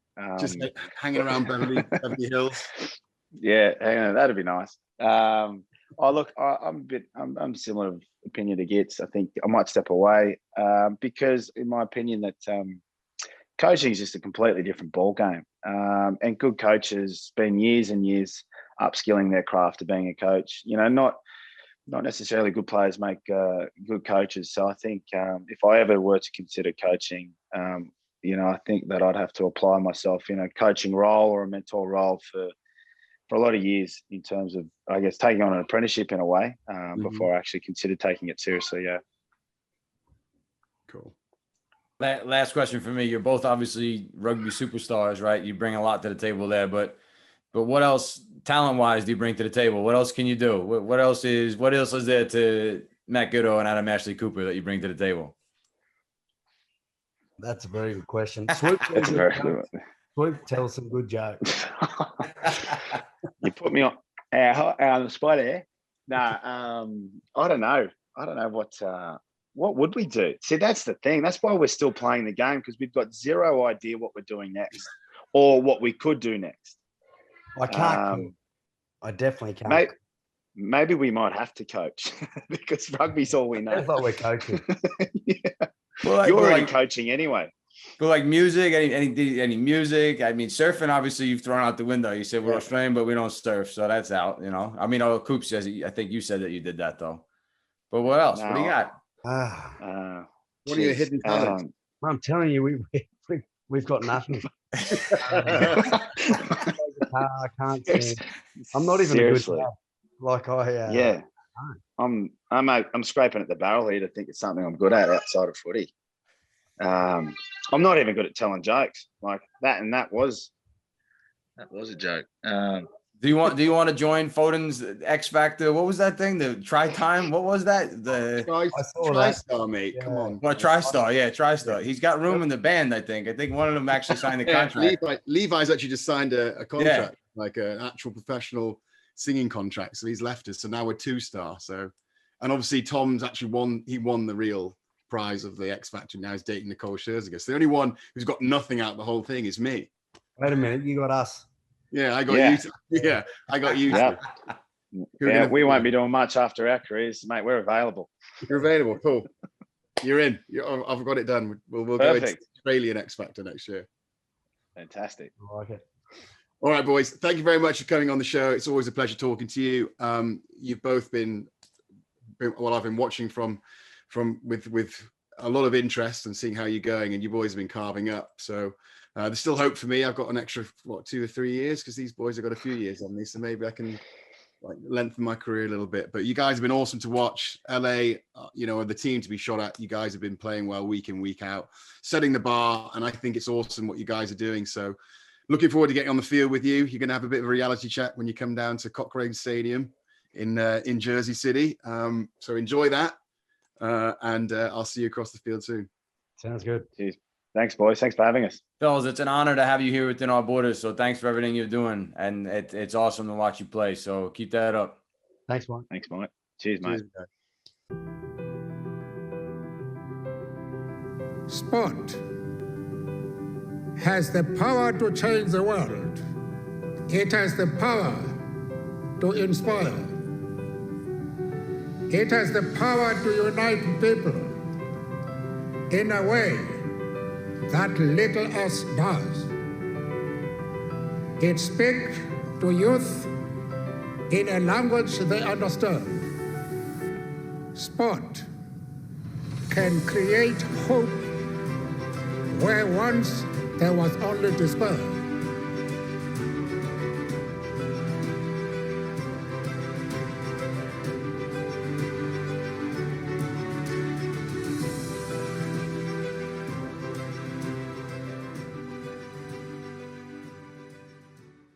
Hi, I'm Ben Ryan, and you're listening to the USA Rugby Clubhouse.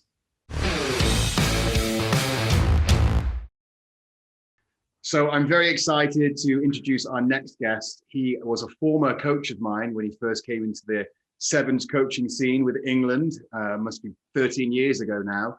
But he moved on there, and he really stole the headlines when he won gold medal at the Olympics with the Fijian national sevens team. And he's moved on to many other areas. A guy who I really respect, and I've been, keeping a close eye on your career. It's Mr. Ben Ryan. Ben, welcome to the show. No, it's great to be here, and it's I'm similar from sitting down with you as when you were a youngster in the sevens, and then going through and playing for England and doing all your stuff. So some mutual love coming back from Southwest London tonight. Yeah, that's the thing. So it's awesome when it's awesome when you're involved in rugby and you see other people excel. And I was only underneath you for probably a year and a half, I think, when I was doing the sevens, maybe. And you were very new to the sevens as well. That was a role that you'd come into. Obviously, you've been built up working through the RFU and took that role. Tell me about the start of it, or when you first took over the head coach of England sevens. Did you see your future planning out the way you did? Were you always going to be involved in sevens, or? No, not at all. In fact, I thought it was just going to be a kind of real brief stop. I had kind of slowly worked my way up the levels of coaching. I had briefly played professional rugby at the top end for the mighty West Hartlepool before they got relegated in the first year of professional rugby in '96 and '97. And so I kind of had to get all my badges to make sure that I'd got all that around me. I hadn't got that playing experience at the highest level. And then I ended up coaching 15s, and then got into the third tier, National 1, and then got the team promoted into the Championship. And that's when England started to look at what I was doing, because we were playing a very expansive kind of high risk, high tempo game and trying a few different things.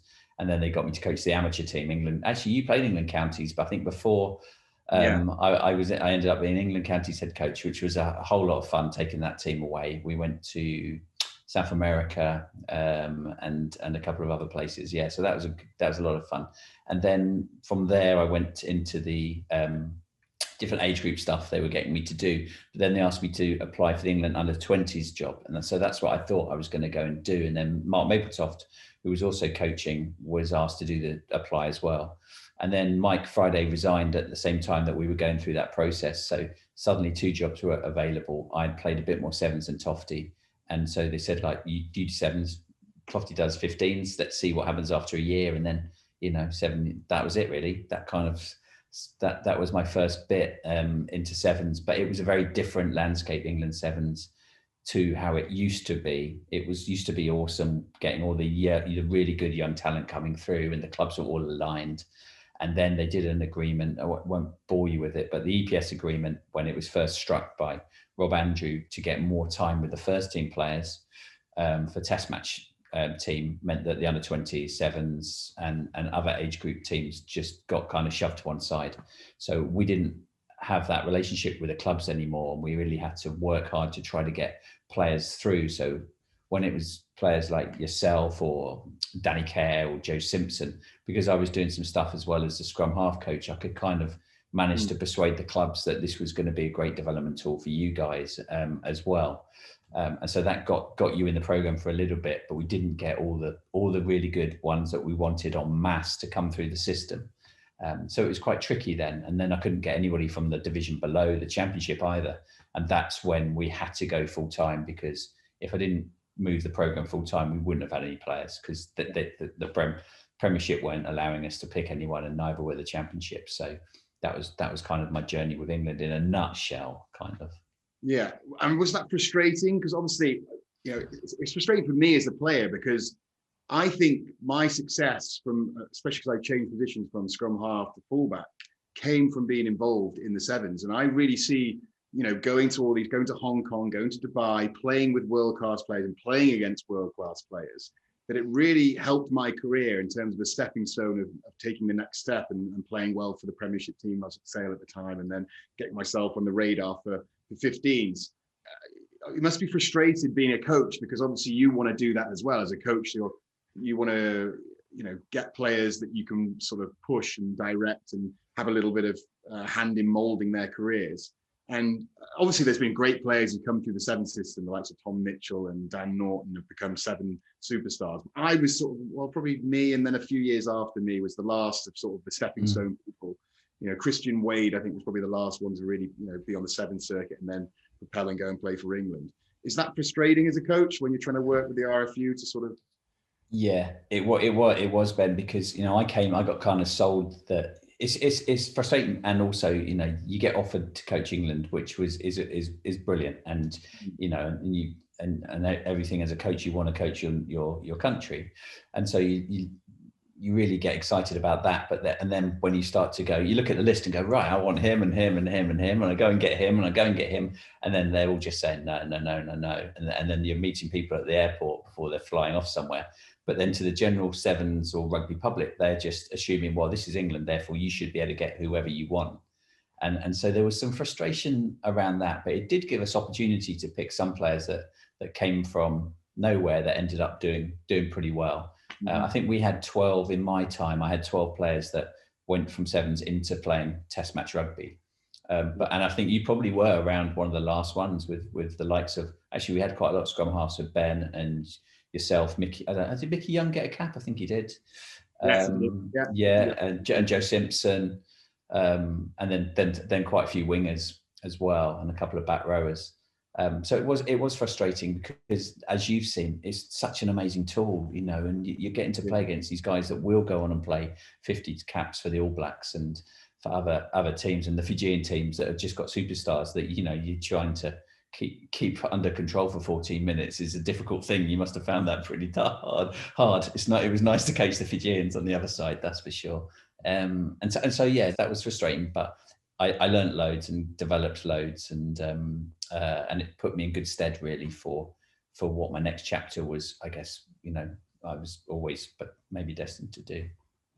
You just mentioned that you obviously moved on to coach Fiji, who were always known as, you know, seven superstars. But obviously Fiji had their problems in terms of their governing body and looking after things. And, you know, someone like you, from experiencing with the RFU, looking after England, and then you tell me how the opportunity came to go and coach Fiji first and foremost. How did that phone call come in? Yeah, I guess if I reverse a little bit, in my last year and a half with England, I was getting pretty disillusioned and fed up, just in general, both with the RFU. I was fighting with my bosses. I was trying to get some more funding, planning, getting better players, and kind of hitting brick walls and not concentrating actually on my job, which was trying to coach players to get better. And I'd become a pretty average version of myself, really, and taking my eye off the ball. And so in my last tournament was the Rugby World Cup final in Moscow, and we'd got to the final. And I didn't really want to be there. Wasn't enjoying it. And I knew that I was going to come home and probably get pushed out if I didn't move out. And you do one of those things where in the press it says Ben Ryan resigns, but the actual truth really was that I was given two choices: resign or reapply for your job. And I wasn't going to reapply for my job. So you take a few quid and you resign and sign a non-disclosure and don't tell everyone the full facts and off you go. And so I was that's what happened. And I was going to go to the English Institute of Sport to have a job with them. And then a mate said to me on Twitter, Fiji looking for a new coach. And as you know, having played against them, they're incredibly talented and a lot of fun. And they also, you can see how they can be frustrating because sometimes they're super hot. Sometimes they were super cold. They didn't really have the best consistency off the field in what they were doing. And I just thought this might be worth seeing where it would take me. So I literally did a Skype like this with the Fijian Rugby Union, and I sat down at 2 a.m. like this, and then nothing for 2 hours. No one had called me, and as any Fijians, you'll understand Fiji time. No hurries, no worries, and and actually, if someone's late, well, it is cool, and if you don't turn up, well, that meeting wasn't that important anyway. Right. So I end up having a meeting at 2 hours later, and I've said this a few times, but they asked me questions like, "Did I know Johnny Wilkinson? Had I met the Queen?" And I just I stayed awake. And then the following day, I found the guy that had interviewed me, the CEO, had got sacked. So I thought that was it. And then 2 weeks later, I'm having dinner in Richmond, and I get a phone call from Fiji, and I say hi, and they say, "Bula, this is Berlin Kafoa. He's a new CEO. We got a press conference in 20 minutes. I said, "That's great. What's it about?" He said, "It's to appoint you as the new head coach of the Fiji Sevens team." So I said, "Okay, do I get a say in this?" And he said 20 minutes. So I downed the rest of the bottle of wine that we were having that night, and didn't have time to really think about it properly, and didn't know how much I was going to get paid, what it'd be like to live in Fiji. I just knew I needed to do something different and have that change of scene. So I said, "All right, I'm in." And they said, "Okay, get yourself to Fiji in 5 days. If you don't mind paying for your flight, we'll pay you back when we get to Fiji." That never happened. And that began my 3 years.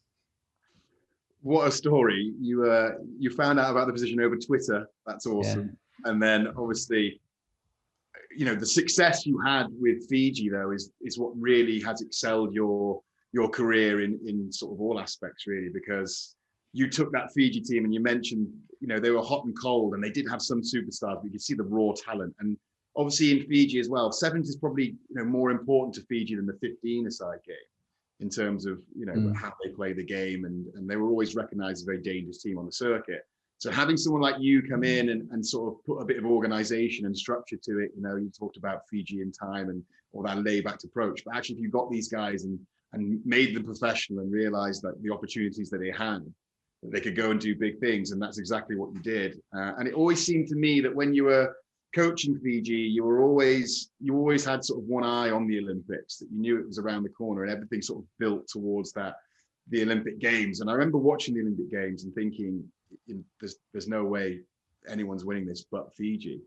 Was that sort of the plan for you when you took over? Is that you just thought, right, okay, I've got these group of guys, they just need shaping up and a bit of shape, and then that's the goal, to win the Olympic gold?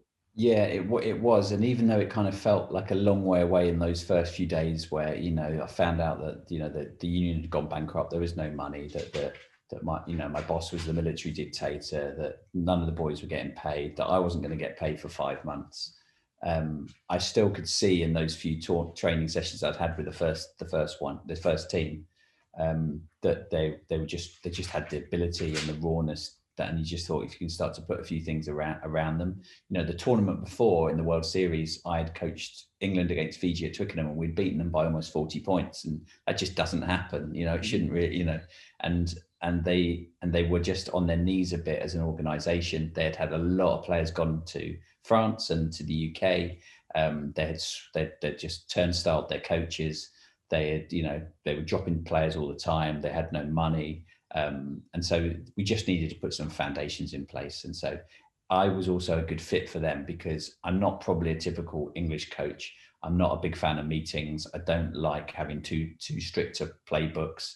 I like players to be able to operate freely, and make them feel, happy, and hope that as a result of that feeling happy and having them all on the same page, they're going to produce some good rugby. And that was slowly what happened. And then I had an amazing captain, Giltinis, who had also been dropped by the Fijian rugby team. And the first tournament I took the team to, I'd only had the team for about 5 days, and the team had been picked by 9 selectors, so I didn't know any of them. And we'd had a fitness test before we left, and I won the fitness test. And I probably could have won it in this polo jump neck, actually. Because they'd all sat at home, and they didn't think a new coach is rocking up, I'm going to really impress him. They thought, well, this new coach might not rate me, or he might be from another part of the island, or might be from this team, and he's not going to pick me. So what's the point in bothering to try and get myself fit? So all these boys were unfit, and we lost this first tournament. But just before we went, we had a really bad injury in training, and I put in Oscar as captain. I was told not to put him in, told that he was a troublemaker, because when you win a tournament, when the sponsors were there, it was Vodafone at the time, they'd give you a big cardboard cutout check, and it would say like 20 grand on it or whatever. You get it at the airport, and that's what the players are supposed to get. But they just take this cardboard check, or it didn't exist, and the money never came to the boys. So Oscar would always be knocking on the door of the Fijian rugby union saying, where's our money? So they labelled him a troublemaker, and they got rid of him. And I thought, I like this guy. He's going to fight for his team. And I brought him in, and I wouldn't have survived without him. He was the heartbeat of everything. And he has this in the islands, they call it manner, where you just, you listen to him, and he'll do things by action. He cares about people. And so he was just, he was perfect timing that he had fallen out with the team as I had fallen out with rugby, and we kind of came together and started then to make some progress with the team. And then, Olympics was always our goal. They'd never won a medal in Fijian history at any sport in 100 years. And suddenly, we got a team that could win gold if we got all our ducks in a row. So I didn't have any doubt that we wouldn't do that, even though it was a tricky journey to get there.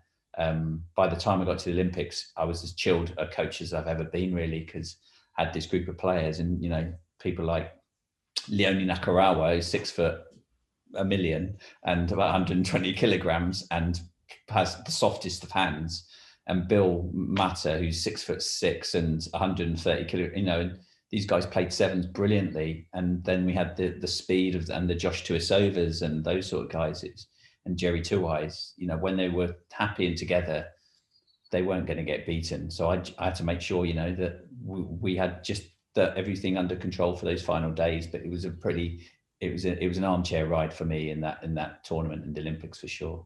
Yeah, I was going to ask you about that as well, because like we mentioned before, sevens is sort of bred into the Fijian guys. What was your, obviously, I think that you had a massive impact in sort of shaping the team and getting to where they needed to be to, like you say, they hadn't won any gold medals or any medals at the Olympics for 100 years. And they finally had a sport that was introduced to the Olympics that they could actually compete at, but they needed someone to come in and give them direction. And you mentioned that it's always important to have your captains and your leaders on the field. But tell me about your role as a coach, because obviously, you knew that their raw skills and that sort of thing was already there. But you mentioned about laying foundations and that sort of thing. What was your biggest strength that you brought to a Fijian team? Because obviously there's, a bit of trouble in terms of the RFU and running that. But it seemed that your ability to sort of steer the ship and calm everything and settle it down was what made them so successful. Yeah, at the start, I just didn't want to come in and just direct them with anything. I wanted to just listen to them, hear what they had to say, and also where they came from. So I visited families and villages and schools and watched tournaments. just to get a bit of a vibe on really where I needed to come in at, you know, and what I needed to change to start with. And then once I started to put the first things in, and the first thing was try to get them fit. You know, they were having really long sessions that lacked intensity. They were given no feedback because it was rude in Fijian society to argue in public. So you'd never know why you were getting dropped or why you didn't get picked. Right. And so it was the small things like that. And they found out quite early on that I wasn't getting paid, and that had been leaked by a board member. I didn't want that information to go anywhere because I was trying to get new sponsorship into the team. Mm-hmm. But it also meant they trusted me a bit more. They realized I was there for other reasons. And when I started meeting their families and I started genuinely caring about how they were as individuals, they started to trust me. And then we started to put these building blocks in place around, you know, anything that we put in place was agreed. And I found that out in about just my first week properly in Fiji after I came back after. So I came in for about 5 days. We got battered in the tournament in Gold Coast, and then I flew home to get all my stuff to then go and live in Fiji. And on my return, and I was getting them fit, we did a sprint test, you know, and so a simple 40-meter sprint test where, you know, in England, you'd have your electronic timing gates, you'd have your high-speed cameras, everything would be like recorded, and you'd try to get, you know, try to get 0.05 of a second faster over an 8-week period that a speed coach giving you all the tools.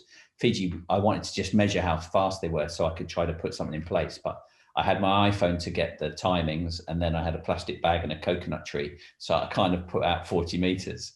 And then I got the boys to sprint and said, "Go, I'll get some times." And I thought they'd understand that.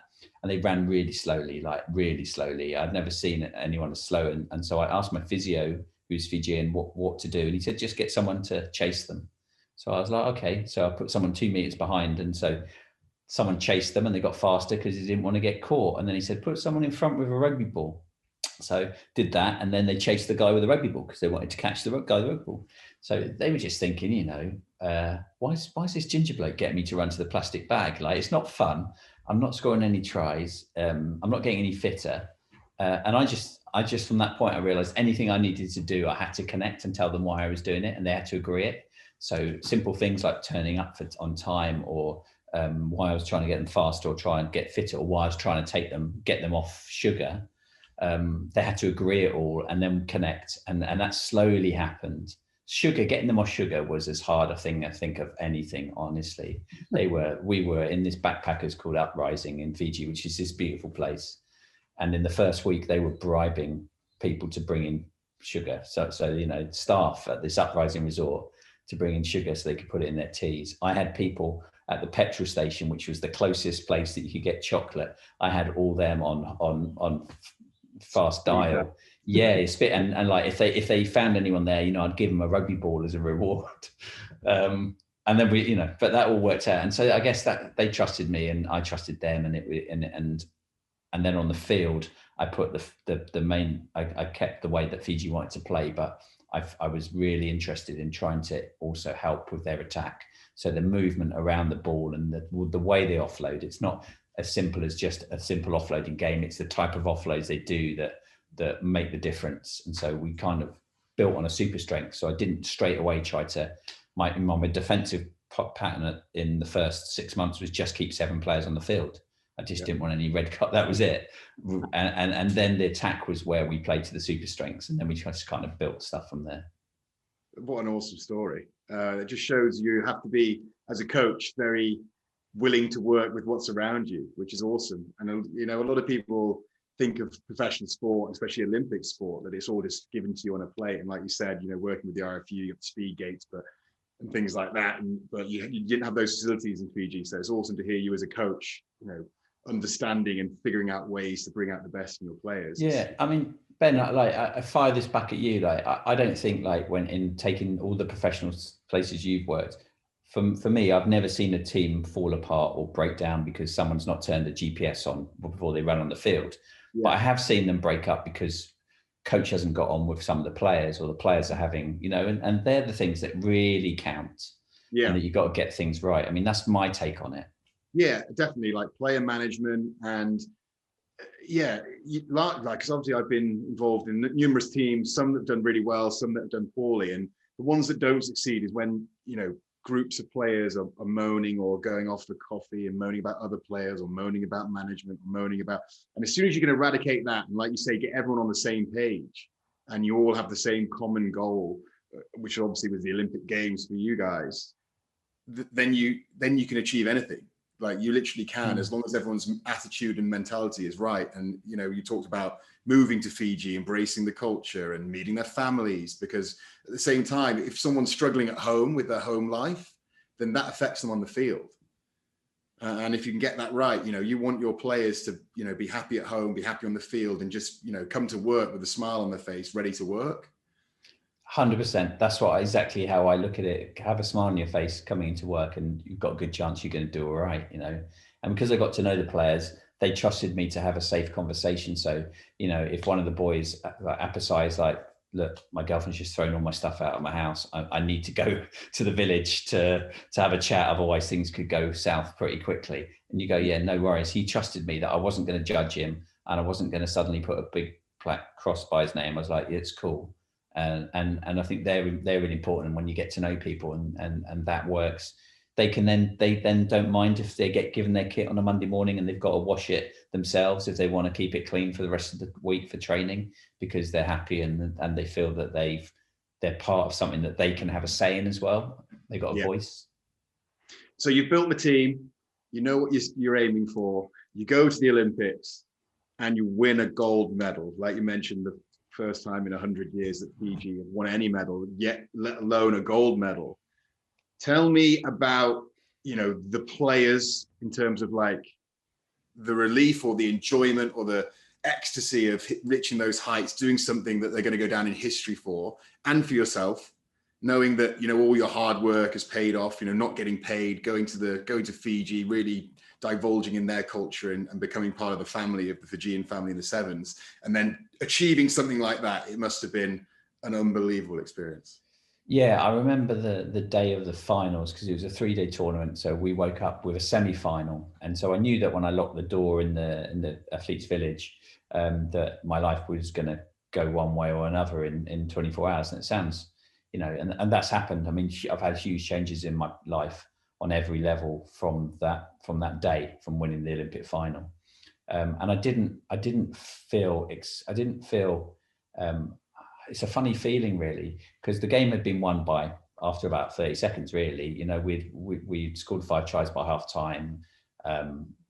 It was obvious we were going to win, and it gives you time to then start to think about the people that got you there, your journey, how. You know, it sounds corny, but I'd had quite a lot of failures. You know, I was a pretty average player, and then I'd been effectively sacked by England. You'd have some, you trust your ability is going to eventually see you to where you want to get to, and all of those things come into your thinking, and then you just think of all the players and how they're going to be, what's going to happen when they come home and everything else. And actually, when the final whistle went, I was absolutely elated. And the best thing that I did probably was when you just give everyone a hug when you come onto the field, and you just can whisper in their ears, you're an Olympic champion. And it's a cool thing to say. I never got, you know, I don't know if I'll ever get to say that again to someone, but you see their face just light up when they realize, yeah, they're about to get an Olympic gold medal. This is pretty cool. And everything after that moment is downhill, because you've done that, you know, the anthems, everything else afterwards, it's not the same. It's not the same as actually that going towards that goal and getting there. So we came home and had like 3 days of bank holidays, and it was bananas on the island. You know, it's I'd seen a bit of that in 2 years earlier when we won the World Series. They'd won it once in 2006 with Serevi and Ryder and those guys doing their thing, and they hadn't won it since. And we drove around the island from the airport. It's like a 3-hour drive around to the capital, and it took us 9 hours because people were just stopping us in the road, and they were putting babies down on the road so that we had to stop the bus and we had to get out and see the village. And so they had these, you know, I could see that it was going to be a bit crazy, and then it just went ballistic in Fiji, and everyone was just so happy. And, you know, Fiji's had its problems between different ethnicities in the past, and its coups and infighting.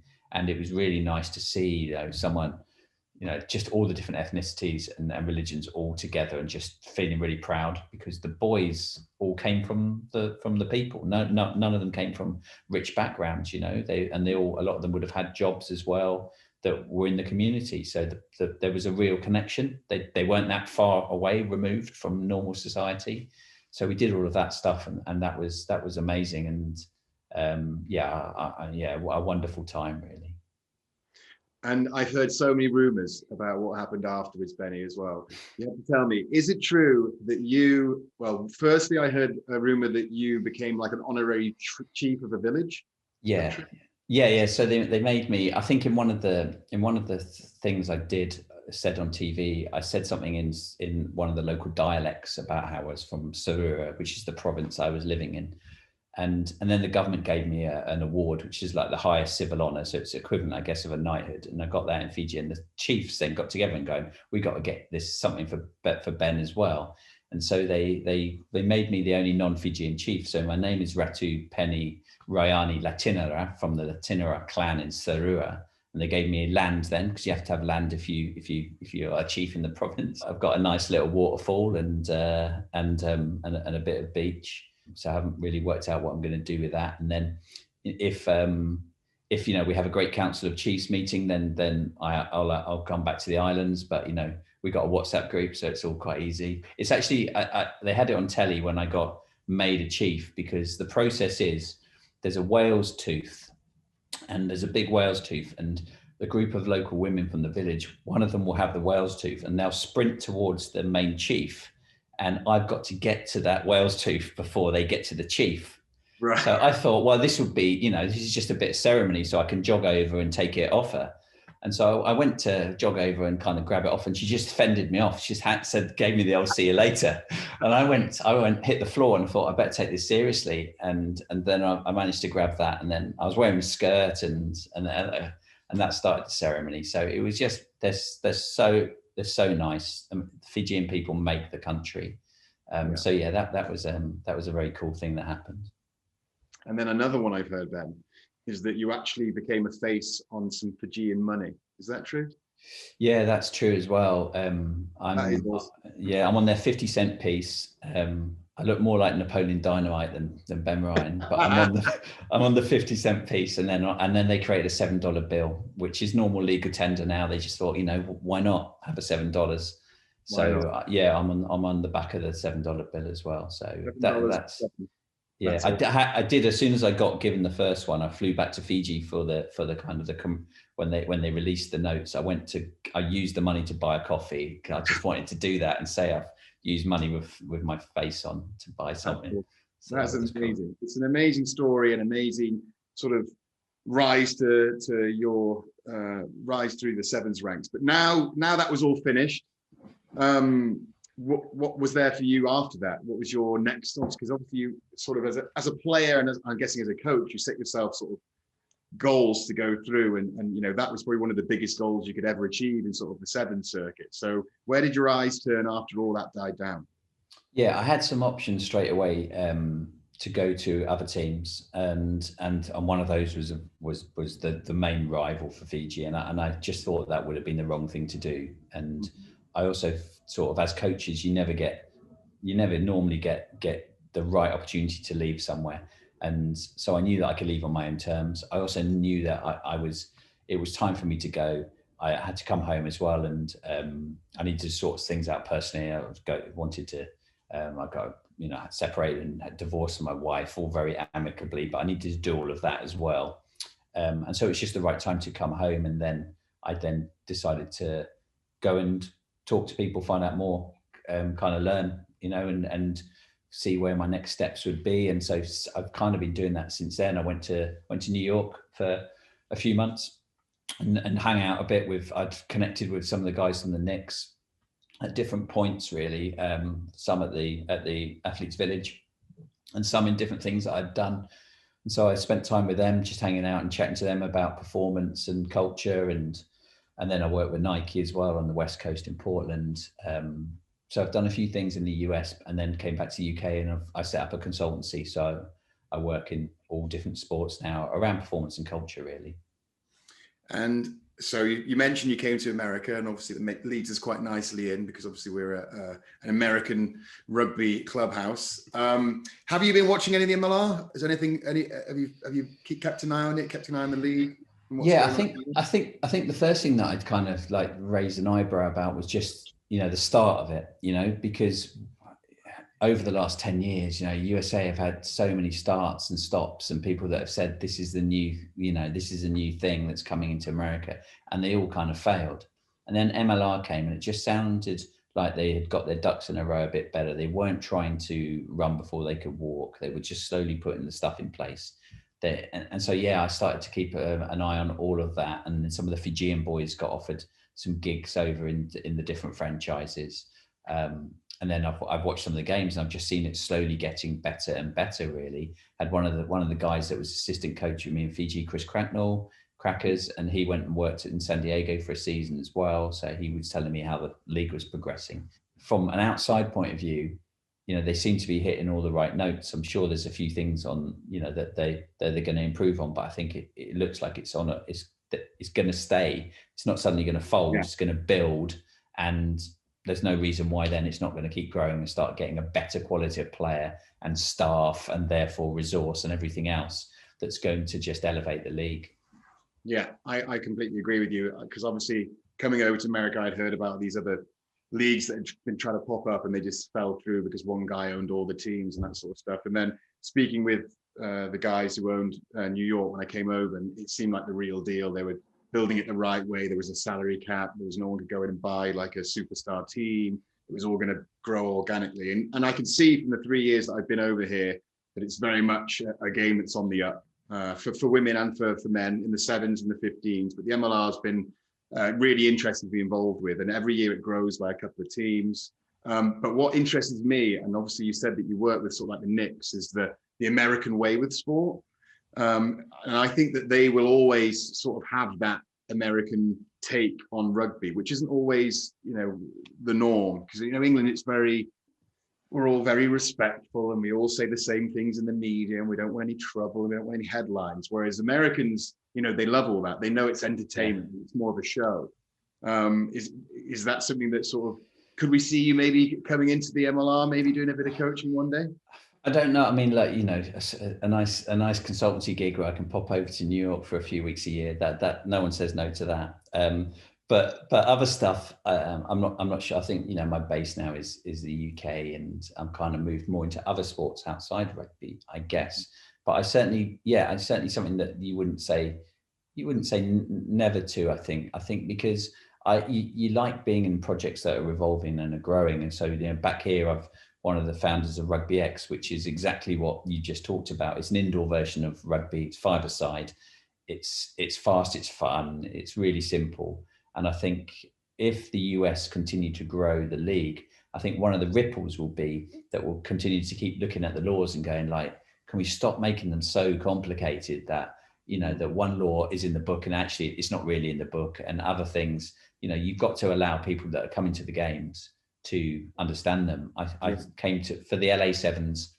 I was with HSBC, and I sat in the crowd with a couple of their clients, and they had their daughters there that were just loving the Sevens. And so you sit and explain it to them, and they get it after about an hour. They work it all out, and they're like, yeah, I'm up for this. I'm in for this. That would take me a bit longer in 15s, I think, to then get them to understand it, to buy into it. And why are we stopping for so long for a scrum and a line out? Why is it taking 3 minutes for this bloke to kick a goal? And they're all valid points, right? Because there's so much demand for kids' times and what you want to watch, what you want to play. And so rugby has it's got to keep up with that and make sure that the laws, whilst keeping the main values, core values that we all love of rugby, you've also got to make it a bit more exciting. And I think America coming to the party is going to accelerate that. Yeah. And so you mentioned, you know, there's been a few leagues that popped up in America, and now the MLR is sort of a bit more established. They're working with USA Rugby. I can see a conveyor belt now of talented players coming through and playing for the Eagles. Hopefully, you know, hosting a World Cup is something that's been talked about as well in 2031, I think. Yeah, I wouldn't know. Well, at the moment with Brexit, I wouldn't put my mortgage on it. But I think it's almost guaranteed that the US will get that World Cup. I cannot see it not going there in 31, and I can see the MLR knowing that, and then attaching franchises that will have games that will be hosted there and all those sort of things. And I think we're going to see a very different beast in 10 years' time for what's currently being played in the MLR. So that's what I was going to ask you next. What heights do you think that rugby can sort of achieve in America? Are they, obviously it's very new, and I know, and with anything, it takes time. You mentioned with your work with Fiji, it takes time to put the foundations in, and once they're there and the foundations are strong, how do you see like American rugby, competing with the likes of New Zealand and England, and obviously it being a 6-month season as well? I mentioned before we came on air that obviously a 6-month season is so appealing to players, because playing 11-month seasons and throwing international rugbies and 30 club games, the wear and tear on your body is so hard.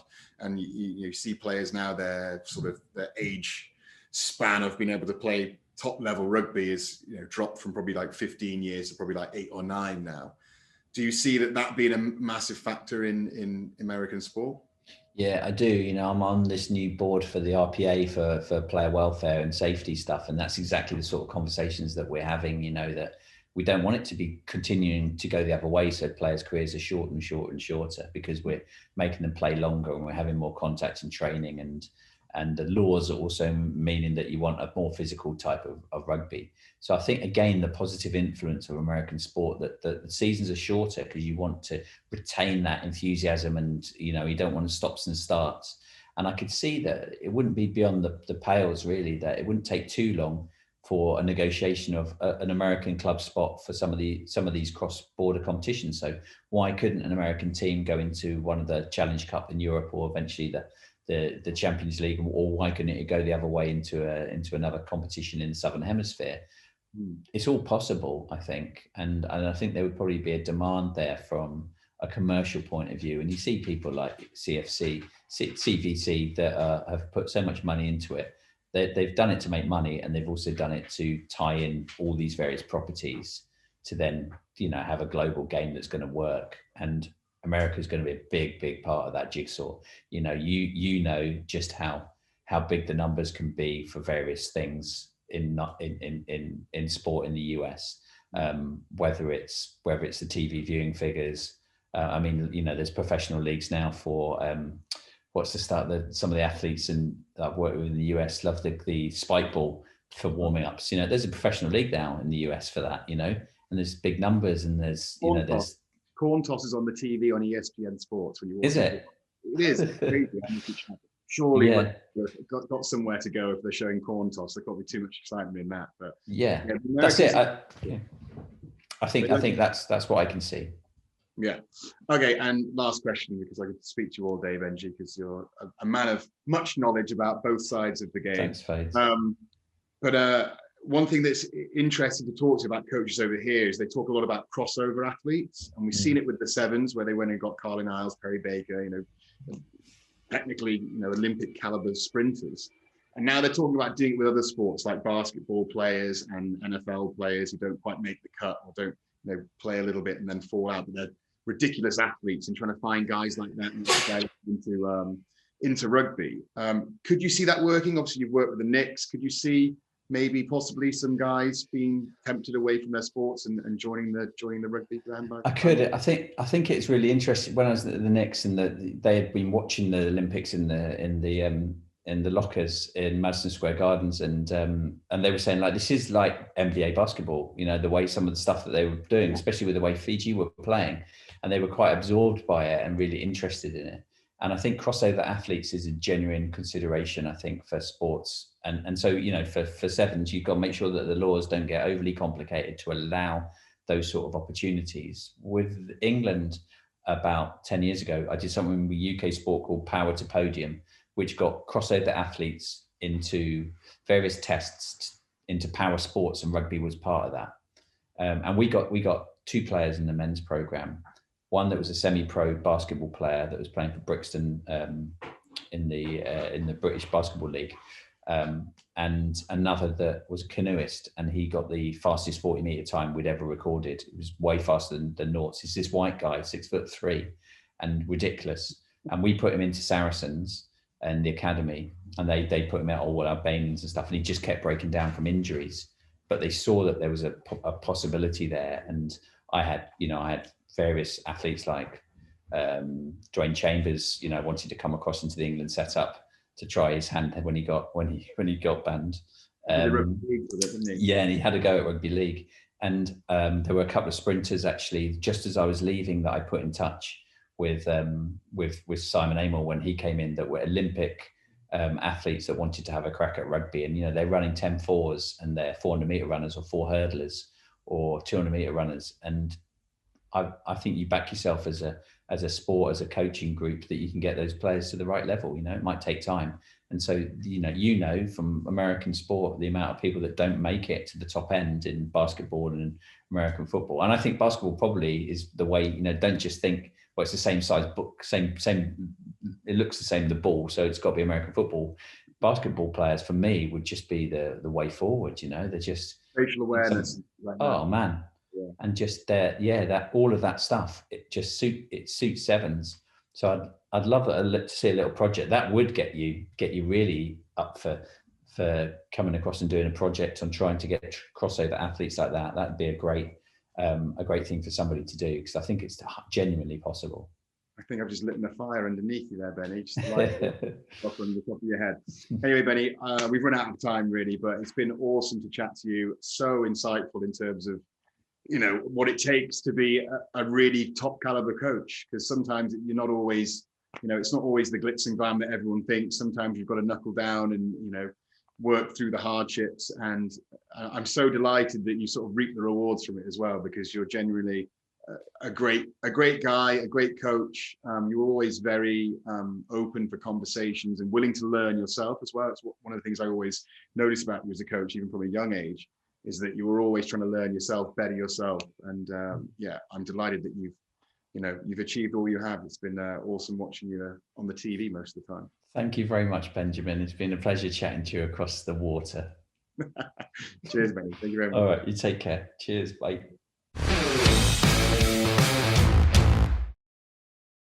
It's competition time again, guys, with the Budgie Smugglers' hidden talent. We've seen a few posts from Troy Lockyer from Rooney showing a bit of magic. Also, Max Evans joining in with a little backflip into the sea off the cliff.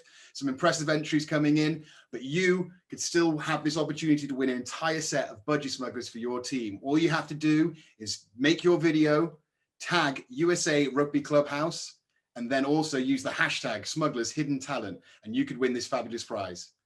Good luck, guys.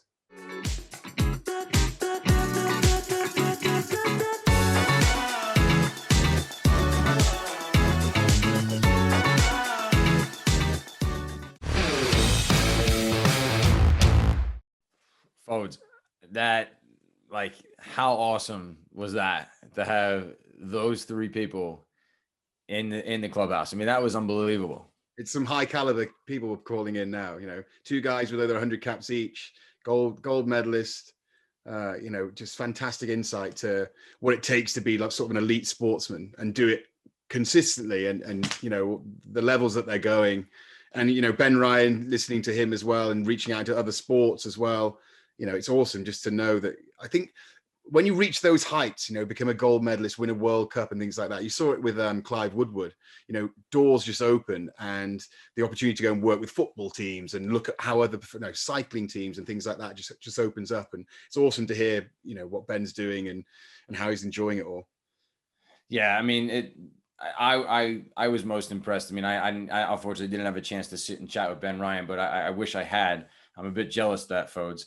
But to just hear the experience that Giteau and Adam Ashley-Cooper are having here in America, in Los Angeles, how they got here, how it compares to some of these other places that they've played. I mean, as an American kid now, Major League Rugby is here, and it's amazing, and we're excited about it. But we've always looked to these leagues that they've played in, and so it's really fun to see their insight on how we're living up to the part of professional rugby, right? Like, are we doing a good job? And it sounds like they're impressed. They're impressed. And that's really cool. That's really cool to think that that's a reality, that 2 guys with that number of caps for the Wallabies are here, and they're not just here on a free ride, right? Just trying to ride off into that Californian sunset, like we said, and get a big payday and go home. They're, they're enjoying themselves, and they're, most importantly, really, really think very highly of this competition and the players that are in their team, which is cool. Well, let's roll in with that anyway, because LA are playing at home again. They're going to host DC this week. You just mentioned that DC have been in all the games. They've been pretty close. They haven't been beaten by many points. So how do you see that one playing out? For me, LA are just in a groove. They're, speaking to Adam, Ashley-Cooper and Giteau, they're confident in their young guys. The old guys are sort of leading from the front. They seem very relaxed. They seem very confident, and they're just ripping teams apart. So I can't really see past LA. But DC have been they've been a problem for a few teams, and I definitely think that teams are now looking at the fixture when they've got LA thinking this is a big game. If we're going to win, we've got to do something big. Nah, Los Angeles just put their coffee bar into their training ground. That's it. All bets are off. Los Angeles wins every game from here on out. You heard it. They were psyched. The coffee bar was like the key thing. So poor DC, poor DC is going to ride into town, I think, and hopefully they stay in it. I would love to see another sort of Houston scare in terms of giving Los Angeles a run for their money, but. It's really, really hard to go against Los Angeles right now. So I'm going to stick with Los Angeles. And speaking of the West Coast teams as well, San Diego back at home. They're hosting the Free Jacks. Both teams trying to get back on track. It's always difficult for any team that faces an LA team. But San Diego are a little bit here, a little bit there. They'd sort of lost their way a little bit. But so have the Free Jacks recently as well, because they usually had quite a stout defense, and they've conceded a few tries, especially last week versus DC. So I see this one being quite close, actually. It's a long way to travel across to San Diego, and I think that San Diego will be looking to bounce back. I think that, they're not a bad team, and I think they're capable of turning things around. So I'm looking forward to seeing how both teams react from their weekend losses. I agree. I think this one's going to be a close one. I think this might be San Diego's first home game actually in San Diego, if I'm not mistaken. Is that right? So, yeah. I know Los Angeles is close, and the Coliseum is just a ride straight up the interstate. But I'm going to go with San Diego here. I do think very highly of the Free Jacks organization, and I do think they're a good side and they play good rugby. But I think there's going to be too much energy in for their first home game in San Diego, so I'm going to go with San Diego here. I'd agree with you. I think it'll be a close game, though. I think probably a one-score game, but yeah. I completely agree with you. The informed Toronto Arrows are off to NOLA Gold. I think that Toronto are just getting better and better. I really do. I think that they've not had an ideal season being out in Atlanta, having to do things there, but I think they really have a way of playing that suits the guys in the field. I was very impressed with their 7. He's on the ball a lot. Their 10 really sort of directed them around the field. Their back 3 were dangerous, big runners. I can see that they're going to be a handful. I think they're, obviously things change very quickly in this league, but they're probably front runners now for the East Coast, I feel. If they play the way they have these past 2 weeks against Seattle and New York, then that's a team that might give Los Angeles a run for their money. I think that they have the skill, they have the structure, they have the game plan, and I can't bet against them either. The same way that I keep picking LA, I think now these past 2 weeks, Toronto has shown what they're really capable of. And if they keep clicking the way that they have, that's going to be a good matchup sometime when that comes on the calendar, is going to be that Toronto-LA matchup. But for this weekend, I'm going to go with Toronto over New Orleans. And there's only 4 games this week due to the byes. And the last game, 2 teams licking their wounds. Obviously, Rugby United New York are off to Seattle to go and sort of hopefully right some wrongs. But I know Seattle are looking to bounce back too. And I'll leave it for you to dissect. Thanks, folks. I love how you just don't contribute to the New York one ever. No, I refuse to. I don't want to give us any bad luck or any bad juju. So. You won't be able to go back to your own New York clubhouse if you speak a little bit. If you say you're not going to win, they're just going to rip your contract up. So you can't do that. Oh man, I do think this one's going to be close. I know that I pick New York in a biased way every week. I do think that New York will win this one, but I do think it's going to be close. I don't think that you're going to go in there and have an easy time in Seattle, Ben. I think it's a tough place to play. As you know, we've been out there before a couple of years back. Mm-hmm. As you said, there's some things happening in Seattle that may bring some positive energy to the group. They're due for a win. They've been licking their wounds, like you said. But I do think you all will walk away with a win in what I believe is Starfire Stadium, their home stadium this weekend. Well, there we have our picks, Mikey. I think we've been doing a lot better than the first time we started doing this, because we had a horrible first week, and we started to pick a few now. I think we got more wins than losses over the last couple of predictions. So hopefully we'll keep trending in the right direction. It was impossible those first few weeks to pick anything. No one had played any rugby for over a year. We were basically just like had no idea. It was like, yeah, they look good. They I like on paper. Kit. I like their kit this week. Yeah. On paper, they look like a good team. Why not? Those DC jerseys are pretty cool. Let's go with DC. They look great. That's awesome. No, but it's really, you're starting to find rhythm. Teams are starting to find rhythm. And so now you're starting to see, I think even you and I can pick up on what these teams are actually capable of now. And everyone else is too. The world is watching. There's some entertaining rugby on display, and it's getting better and better each week. And I think it's really exciting. Couldn't have said it better myself. I think that, I kind of enjoy the ups and downs. It's obviously not when I'm playing and we get spanked, but I enjoy the ups and downs of the tables, that no one's really settled. The West Coast is a bit different from the East Coast, but we're constantly checking who's playing who, where we sit, who's got a game in hand, and all those sort of things. So it makes for an interesting season, makes everyone sort of like pay attention to what's going on in the league as well. And, I'm still waiting for that, the big scalp of LA. Someone's got to get it at some point, I'm sure. So just who it might be, it could be DC this week. We just don't know, but I'm looking forward to that happening. Yeah, well, a lot to look forward to, because we're only just getting started here with the Clubhouse show, with Major League Rugby. There's still a lot of rugby left to be played. There's still a lot of rugby left to talk about. But until next time, we'll see you in the Clubhouse. See you later, guys.